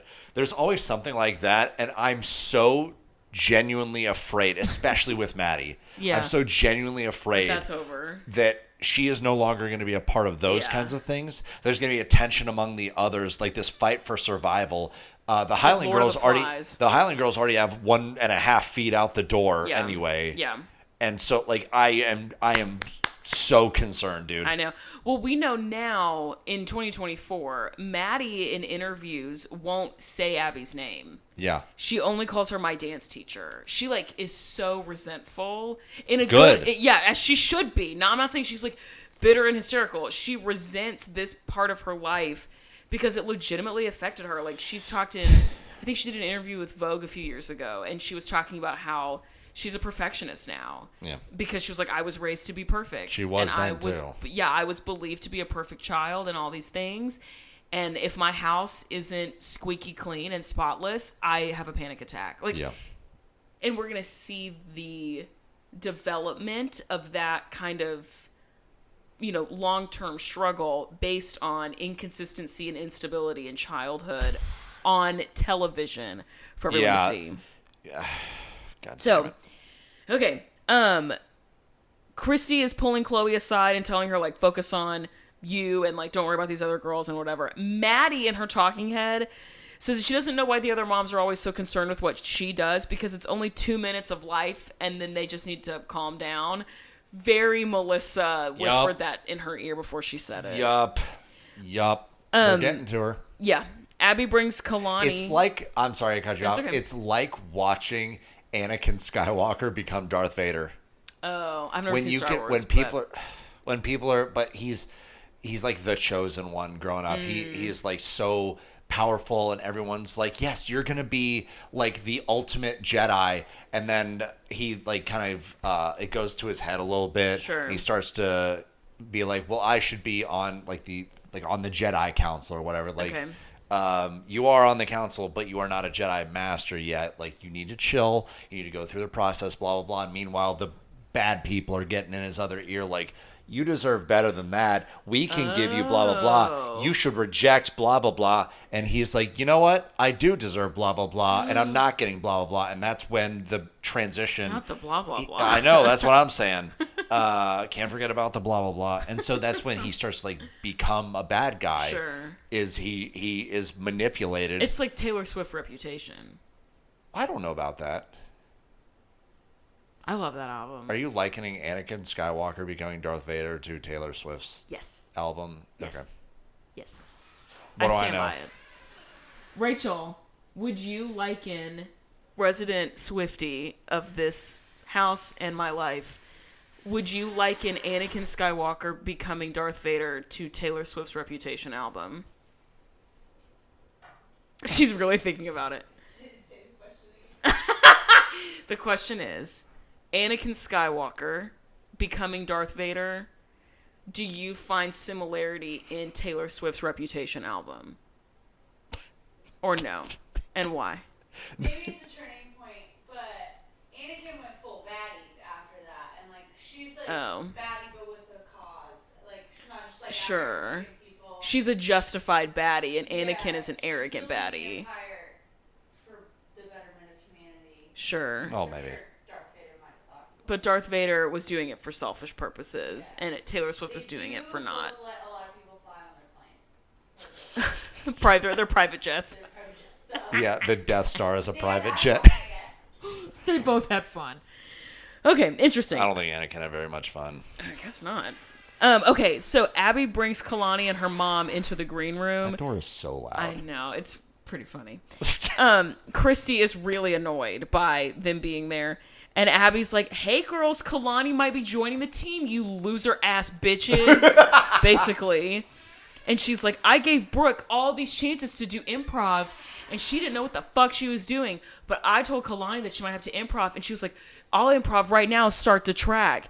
And Kelly's like, great, replace Brooke. Literally looking the producers in the eye, begging them for an out, saying, like, I'm not going to give you...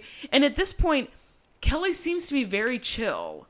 And Kelly's like, whatever, dude. She is checked out. Replace. I don't care. It's no longer frustration. It's like total detachment. Yes, she's done. She has like severed it. She's over it. And Kelly in her talking head says, we don't want to do this anymore. Like, for real. Yep. We're over it. We don't want to be here anymore. This is it for us.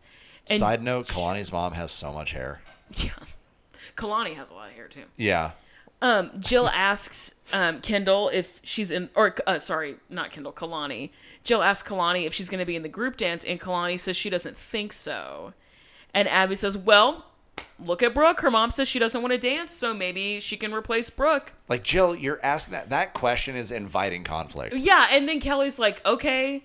And then Abby's not getting the results she wants from Kelly, so she like locks in on Brooke, and she's like, Brooke, are you going to let your mom speak for you? You're 15. Grow the hell up. And then Kelly hits them with the "you shut the hell up." Yeah, I'm like, yeah, that was awesome. And meanwhile, Grow Brooke's the hell just up, sitting. you shut the hell up. Brooke's just sitting there like, yes, I am 15. Brooke's like, Can yeah, you leave me alone, please? I ain't gonna let my mom speak for me because I'm 15 and I don't care. I just want to go to the mall and have some ice cream. Yeah, that's what and I like want to do. be hormonal and annoying because I'm 15, and that's my literal job. Kelly's mom or Kalani's mom is asking Kelly something. And then Kelly, like, cuts her off and it's like, hey, I don't have to explain anything to you. It's like, literally don't talk to me. Like, literally don't talk to me. And then she's like, here, you know what? I'm over it. And she gives, I can't remember Kalani's mom's name. I don't know that they, like I wasn't Cameron looking at the Camille or something. I don't know, nor do I care. But the new mom talks to her and then Kelly's like, I don't want to hear from you. And then hands her Brooke's the costumes. Yeah, Brooke's costume. She's like, here's this. Yeah. Take that. And then and the other moms are like, no, Jill. Or Jill says, no, Kelly, we want you to stay. We don't want you to go. Like, it's fine. And then... Well, the new mom says, I just want to... We're new. Yeah, we just don't know what you're getting into. And she's like, a bully. A bully for a teacher. That's what you're getting into. Period. Correct. Then we get the super smackdown of the episode. Hell yeah. So... Kelly says, like, all the moms are like, no, we don't want you to go. We want you to stay, whatever. And Kelly's like, no, Abby literally just said, look how miserable Brooke is. Let's replace her with Kalani. And Abby's like, I didn't say that. And Kelly says, technically, you most certainly did. And she said, no, I didn't, dingbat. Listen, which is also a TikTok sound. Yeah, she stood up when she said that. She stands up and she advances to Kelly and she starts going like this, pointing her finger in her face. I said this and I said that and blah, blah, blah. And Kelly takes her finger and points it at Abby. And puts her finger, almost touching Abby's nose. And she goes, get your finger out of my face. And as she's pointing her finger, Abby unhooks her jaw and goes, like she's going to bite Kelly's finger off. Can I say, she looked like she was like being funny. Oh, really? I thought that was like deranged adult behavior. No, she just was like, nah. Like, no, like I thought it was gonna goofy. Bite that girl's finger off. I thought it was goofy. She bit multiple times, nowhere close to it. She was like, so then, like comically pretending. It looked she was very funny to me. No, she was so serious. She was not trying to be funny. I don't think so. Kelly takes, I think you're in the overwhelming minority on that opinion. Kelly takes her finger, like she's doing like this. She open palms and she smacks Abby across the face. And then she grabs the crown of Abby's hair and yanks her head to the side, which is crazy shit. Yes. That's insane. And here is why I think Abby didn't quite think that this was a real knockdown, drag out fight. I thought that she thought it was going to be like some goofy screaming back and forth, whatever, is because she gets smacked and doesn't even react to it. She got smacked and didn't say anything. She didn't reel back like this. She just kind of got hit and was kind of still like chomping around like this, like kind of selling it or whatever. And then it took Kelly grabbing her hair Abby still doesn't react, and then Kelly pulled her down to the side like this, and that's when Abby freaked out because she's like, "Oh, I thought we were doing like a goofy fight. You wanted to have a Abby real was fight." Goofing around. I think thought Abby was really gonna bite that woman's finger. She was not gonna bite her finger. I think she was. I'm so serious. I think she was. She's not gonna bite her finger. Because we've heard them talk about this fight before, and we've heard other people talk about this fight. And it doesn't really seem like the attitude from anyone who was present in the moment is one of being funny. I think that it wasn't like an actual vicious fight is what I'm saying. I'm not saying it was like Abby's like, haha, look at us having fun. I don't think that. I think that she was like doing it up for the camera. She's like, oh, I'm going to bite your finger. Okay, we see what's happening here. Took it there. And then Kelly was like, no, I'm putting my hands actually on you. Yeah. That's what I'm saying. There's an episode. Have you seen the show The League by chance? It's a show about... You talk about that show all the time. Yes, one of my favorites. So the show The League is about a group of like adult friends that have a fantasy football league together. It's whatever. They have an open spot. They add this guy in that they do not like, and he is just a nuisance in the league. And so they stage a fight to pretend like the league is dissolved because they can't just kick him out. Like, we're going to pretend like we all got in a huge fight and the league breaks up. But then we just form the league without him knowing. Right. We reform it without him knowing. And so like they go outside and they're like having a fake fight, and one guy like says some shit to the other, and he's like, hey, would you like, they're in the middle of the fight and they're kind of whispering to each other like, hey, would you like take it easy?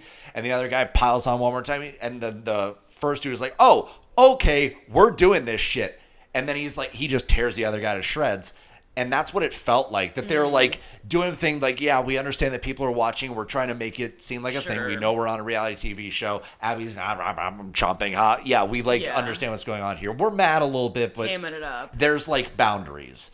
And then the other person is like, absolutely the fuck not. I'm actually pissed. And they take it that next step. I think that's what happened. Yeah. I definitely don't think that they were...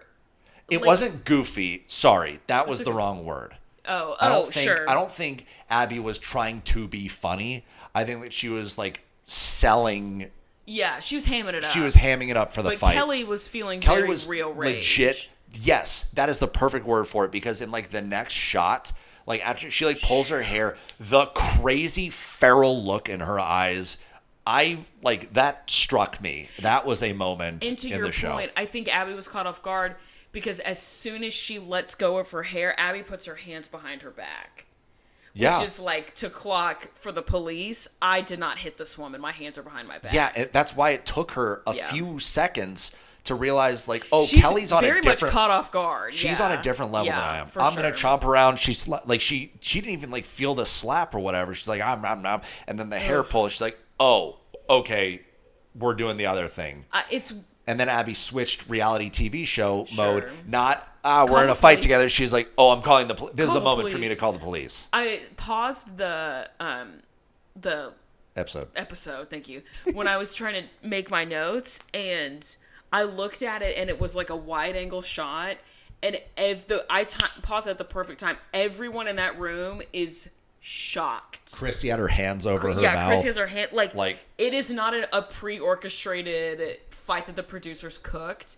And also because usually with those ones that are pre-orchestrated, you can sense that they're coming on, and Holly will get the girls out of the room. The girls are standing in a semicircle watching the shit go down. A physical fight. Until Holly is like, girls, get out. Yes. And Kelly's like, she's like, get your fucking finger out of my fucking like, they are really going after her. And she's like, girls, get out. And Holly, like, mother hens them into a bathroom and shuts the door so that the producers can't get to the kids because they're in the bathroom. Right. And then Kelly and Christy and their kids go into a different room. And Christy's like, what the hell just happened? Yeah. And Kelly's like, this is what happened. She's giving the details, acting very calm. I think Kelly knew... And I have no idea if this is true or not. I have no context for this other than just me assuming. I think Kelly knew she wasn't going to get let out by the producers unless she fucked something up. Maybe. So she's like, I will physically assault this woman if it means you will kick me off the show. I think that's what happened. Because the whole episode, totally calm. She was like, yeah, I'll replace this. I don't care. Detached, not giving good TV. The girls, her children not really caring, No, whatever. neither one of them says a word But this entire episode. she sees this end where Abby is like trying to engage Got in up. a fight, and she cold cocks her on the side and rips her hair out. Well, she didn't even hit her Like, that you're hard. out. That's the other thing. Yeah, I she guess didn't that's hit her probably very fair. hard. But she did yank her face down. She grabbed as much hair as possible, which means it hurts less. If you only grab a small part of the hair, it's more precise. If you grab don't all know. the hair, It looked really painful. she's just moving her. Yeah, I wouldn't want someone to do It that was to rough. me. I mean, it was definitely I don't know. And I'm just saying, she like moved her down. It wasn't as much a yank. It was like move this way. Yeah. And so yes, it was definitely rough. Yes, it was definitely assault, but like it could have been so much worse. Yeah. And so I think that she wasn't doing it necessarily out of pure like in the moment rage. I'm actually trying to physically hurt this woman. It's just like this. I need to just barely step over the line where I'll get kicked off. Yeah. And then they'll kick me off and I'll be done. Maybe she had the clarity of mind Yeah. in the moment to do that. Maybe not. I don't know. Because this is the last we see of the Highlands. They're out. Oh, really? They're gone. Spoiler alert. They get kicked out because of this. So Hell yeah, I think Kelly. Kelly did it on purpose. Good for you and your kids. They might come back for like a minute to like get their stuff. Maybe, yeah. But that's their last competition. Damn. Ever. Kelly should have hit her harder. Yeah, she should have knocked That was her teeth out chance. while she had the chance. Yeah. That was her chance. What really like also hurt me emotionally, and I like had to stop and really take a deep breath because Abby calls the cops and she's like filing a report about this incident, and you can discern that the officer has asked Abby for a physical description of Kelly. And Yeah. she's describing her, and she says she has a haircut that's like really cool and trendy. Really cool and trendy. Short in And the back, that, kind of like- long in the front. That like really hurt me. Just like Because they're friends. because they were friends, and even at this They were point, roommates. as Kelly has like attempted and to a certain extent completed like physical assault, Abby is still like, but I like her hair. Yeah, but she has a cool haircut.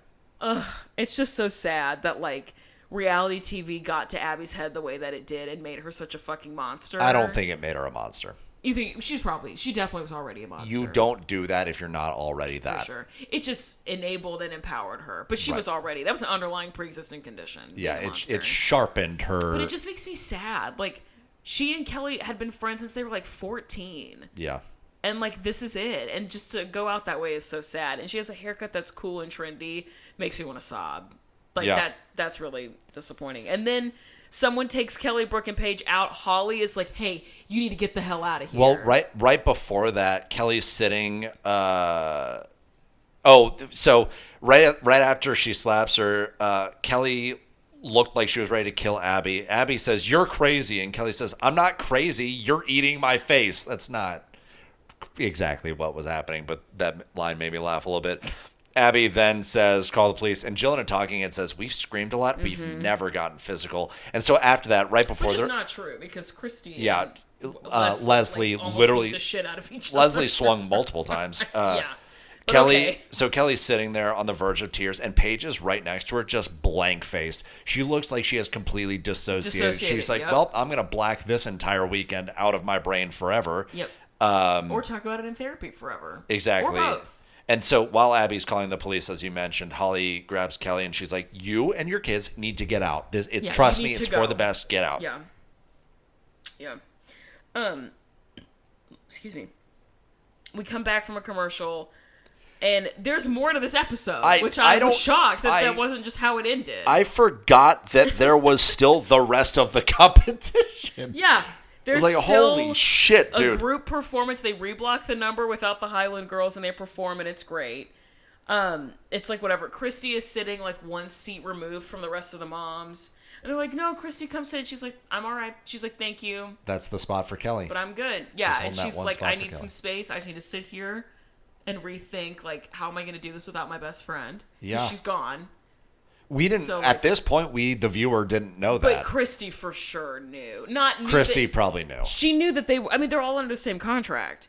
So she knew she just broke contract and the producers are going to cut her. She probably knew. Maybe, yeah. You probably. know, or like was having anxiety about maybe that being a possibility. Yeah. Yeah, so let's see. Kalani was not put in the group, which I thought, oh, now It's going to be, look, Kalani's so much better than Brooke. She's not even on our team and she knows the group dance, but she didn't put Kalani in. So that was also nothing. Yeah. Which was annoying. So they perform.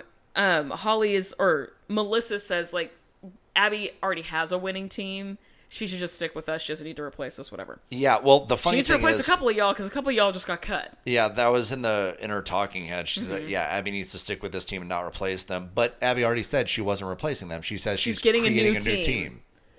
Oh my God. So, Melissa, this which is it? This episode is a nightmare, dude. Yeah. Okay, we get to the awards. Paige got 5th. Brooke got 4th. Holly's like, I'm glad they weren't here because Abby would have killed them for those results because they're terrible. Mackenzie accepted the awards. Yeah.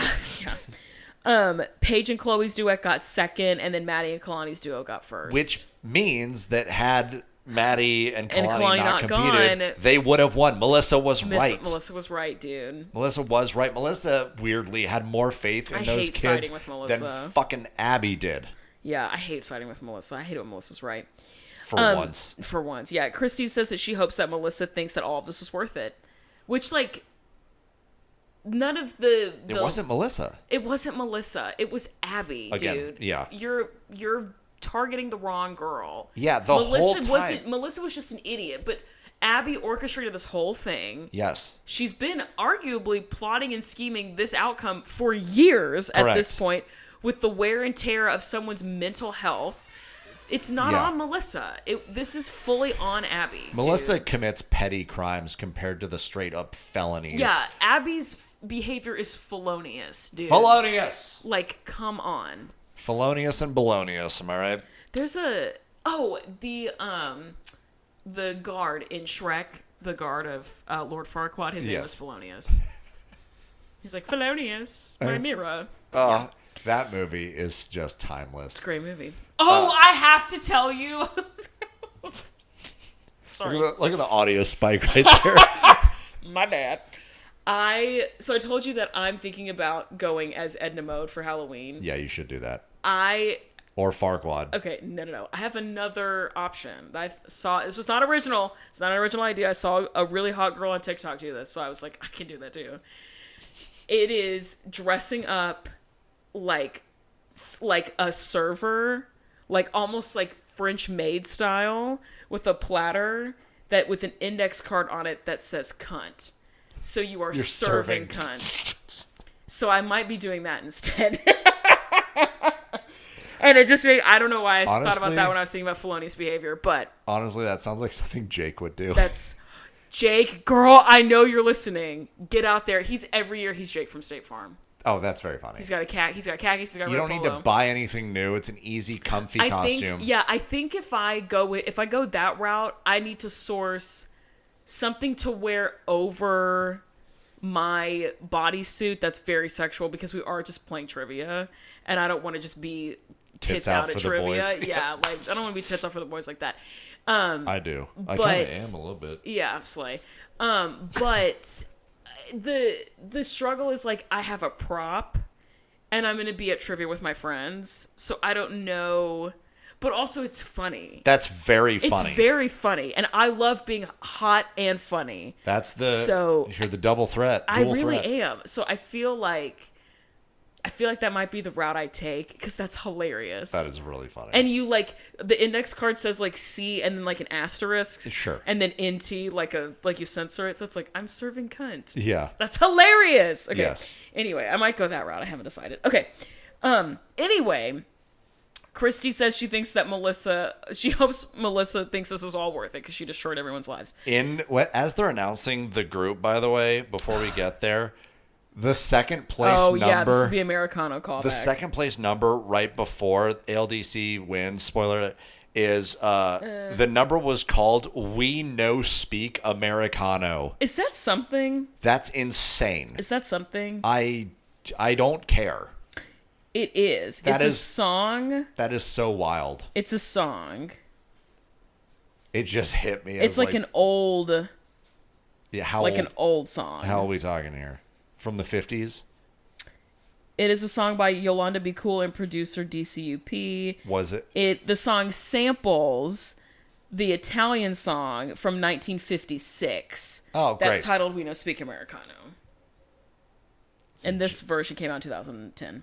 That's so stupid. Anyway, the group wins, and it is very hollow. Like, no one really cares. Yeah. It's like, okay, cool. Everyone's fucking shell-shocked. Yeah, and when we get back to the green room, Jill's like, all right, Abby, how are you going to handle this? She gives a very non-committal answer because she knows it's not hers to handle. Yeah. Kelly tried to beat the shit out of her, so she's going to be out because of the producer. Yeah, Abby. Not Abby. Abby honestly should have turned, like, Jill asked her, and Abby just turns and looks at the camera like, I don't know, how is it going to play out? Yeah, what do you guys think? Yeah. So. Bill or whomever. That's it. Bill the producer. And Brandon the PA. Yep. So that's it. Abby gives some nonsense answer. Yeah, I have like non-committal answer. She says like, the face of ALDC is changing. I'm running a business and my rules apply. If the face of the ALDC was changing, Abby, you would quit. Yes. It's not changing. I also wrote in my notes, ooh, good tough talk there. Yeah, ooh, yeah, baby scary. And my rules apply. Yeah. Yep. Slay. Nailed it. It's like seeing a little kid in a Halloween costume where you're like, oh, you're very scary. Oh, wow, yeah. My favorite Taylor Tomlinson joke is when she talks about dudes who don't want to put on condoms. Yes. You know what I'm talking about, don't you, Rachel? I know the exact You know what I'm talking about, too? Yes. Yeah, it's just like ruin it's like asking an insecure guy to put a condom on is like asking a little kid to put a coat over his Halloween costume. And he's like, no, you're going to ruin it. Yeah. Hilarious. And then that's the end of the episode, bitch. That was awful. I have never smoked in my life, and I feel like I need a cigarette right now. Rachel? No. Yeah, that episode was ass. I need to sleep forever, maybe. It's just hard to watch You people... mean die? Yes. It's hard to watch people, like... In my opinion, to watch an adult legitimately, like, get into an argument with another adult is hard. I don't like that. It stresses me out. When it's not fun and it's not cute and no one's like fucking around, I hate that. I don't want to watch it. And if I wasn't doing a podcast, I would have turned it off because I was really uncomfortable. I hate that shit, dude. It really makes me sad. What's your song of the week, big guy? It is Holy Ghost by, I think it's Borns. It's like B0RNS. Oh, yeah. Yeah. Yeah, that song's great. The guy who does Electric Love. Yes. Yeah. With that album cover. That's an awesome album cover, too. It's a great one, That's awesome. Do you have any... You know what? You never talk about your music, dude. I don't have... Here's the thing. I just love... Music just pays the bills. This one specifically, like the groove of it is just so...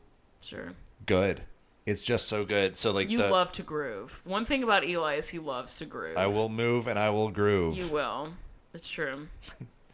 If ever... You never have anything fun to say about your music. Well, because here's the thing: the music that like really hits me well is not appropriate. It's not like correct is the word. It's not correct for the Pyramid Bops playlist. What do you mean? It's okay. So we'll talk about one that I absolutely love is "The Count of Tuscany" by Dream Theater. I know you love Dream Theater. You could put that on the playlist if you wanted to. It is 19 minutes long. You and could it is put that on the playlist. You're not it's too not hipster a bop. For the it's not hipster. It's a bop to you. It's not a bop. Like, it's I'm not like other girls enough for a playlist on Spotify. It's not a bop. That's the thing. It's not at all a bop. You don't like that song? Making that decision objectively for everybody. What if somebody has the same weird, eclectic, and super... The word bop. Rachel. The word bop. Rachel, if you're... styling taste as you, and they do think it's a bop. You're right. I probably won't think it's a bop. You won't. I love Taylor Swift. But I love Taylor Swift too. there are plenty of people that listen to the Pyramid podcast that maybe don't. Rachel, if your boyfriend doesn't propose to you soon enough, I will. Right. That was incredible. The term bop to me does not... I want go listen to the song Count of Tuscany by Dream Theater and tell me whether you think that would ever qualify as a bop. I think a bop is subjective. A bop is just a right, good song and I'm thinking that you like. Even someone who absolutely obsesses over Dream Theater, like I do, yeah, it's not a bop. You don't like that song? I love that song. It is not a bop. Okay, you can just say you want to gatekeep your music, and that's fine. Count of Tuscany by Dream Theater. I'm not gatekeeping it. You can just say that. It is a 19-minute epic. Go listen to it. I bet it's a bop. Write in if you know the song "Count of Tuscany" I bet by Tony Dream Theater, does. and you consider it a bop. Slay. I'm gonna write in an email to me. Holy Ghost is a bop. Slay. My song of the week is a remix. It's called "Sympathy Is a Knife" is the name of the song, but it is the Charlie XCX and Ariana Grande version because Ariana Grande is the talent of a lifetime. And Charlie XCX and Ariana Grande. yes, and the lyrics are crazy. So the messaging of the song is this idea that's like, when you're saying nice things to me or when you're feigning concern for me, you're just doing it to make yourself feel better. So like Ariana Grande's lyrics are like, let's see. It's a knife when you're, this is awesome. It's a knife. All the sympathy is just a knife. It's a knife when you know they're counting on your mistakes. It's a knife when you're so pretty, they think it must be fake. It's a knife when they dissect your body on the front page. And it's a knife when they won't believe you, why should you explain? So it's this because Ariana Grande caught a lot of flack recently for being too thin, which is insane. And people were like, well, we're just really concerned for her. And she posted this really long TikTok and she was like, no, you're not. You don't know me. You don't know my life. You want celebrity gossip, and I don't want to hear I don't want your concern. So don't be concerned for me. Let's just stop commenting on other people's bodies. That's what she said in her video. She was like, just don't talk about anyone's body, maybe, actually. It's like, so don't easy. Fake it. It's so easy to mind your own fucking business. And you can do it for free. It costs nothing to mind your own damn business. That's the cool part about it. Amazing. It's a knife, when the mean fans hate the nice fans. That's a great line. It's a knife when someone says, Ari, I think you've totally changed, and then the backing vocal says, no shit. It's a knife when somebody says they like the old me and not the new me, and I'm like, who the fuck is she? And also, I'm going to play a little bit for you later. It is like, one of my sweet spots is sad club songs, where like, I want to shake my ass while I cry. Ariana Grande is the queen of that niche. She's got that song and she's got We Can't Be Friends, which is like, I'm going to cry and shake my ass in the club at the same time. It's great. Follow us on stuff. Email us especially if you have further context for this specific episode, because I know that literature exists. Please write in, call in. We're standing by to take your call. Our email is thepyramidpodcast@gmail.com or slide into our DMs at thepyramidpod. It's like, I don't know. This episode was crazy. Yeah. This is the last time we see the Highland Girls. So if you know any of the extended lore that we did not cover, please write in and let us know, because I want to talk about it.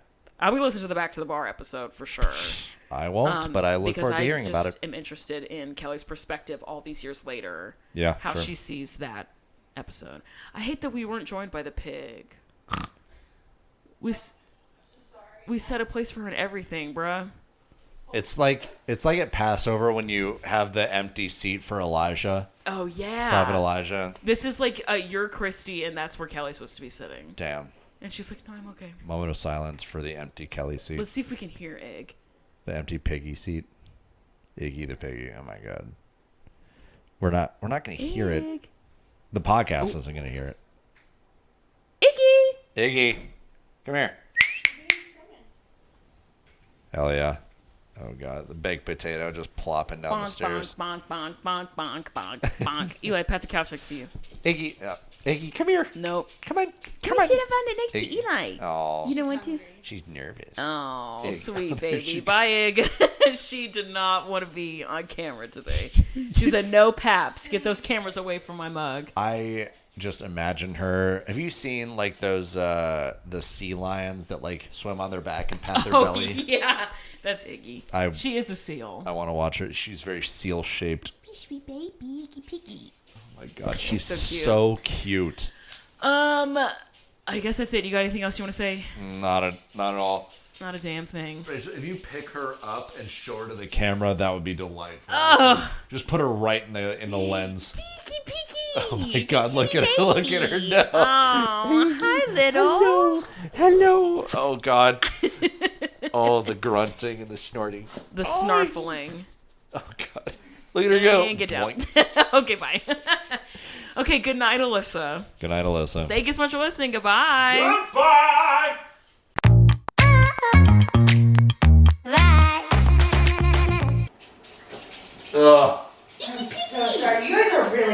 and professionals, I must say. I would have never like, every time I had to come in, I was like, I would have shot myself.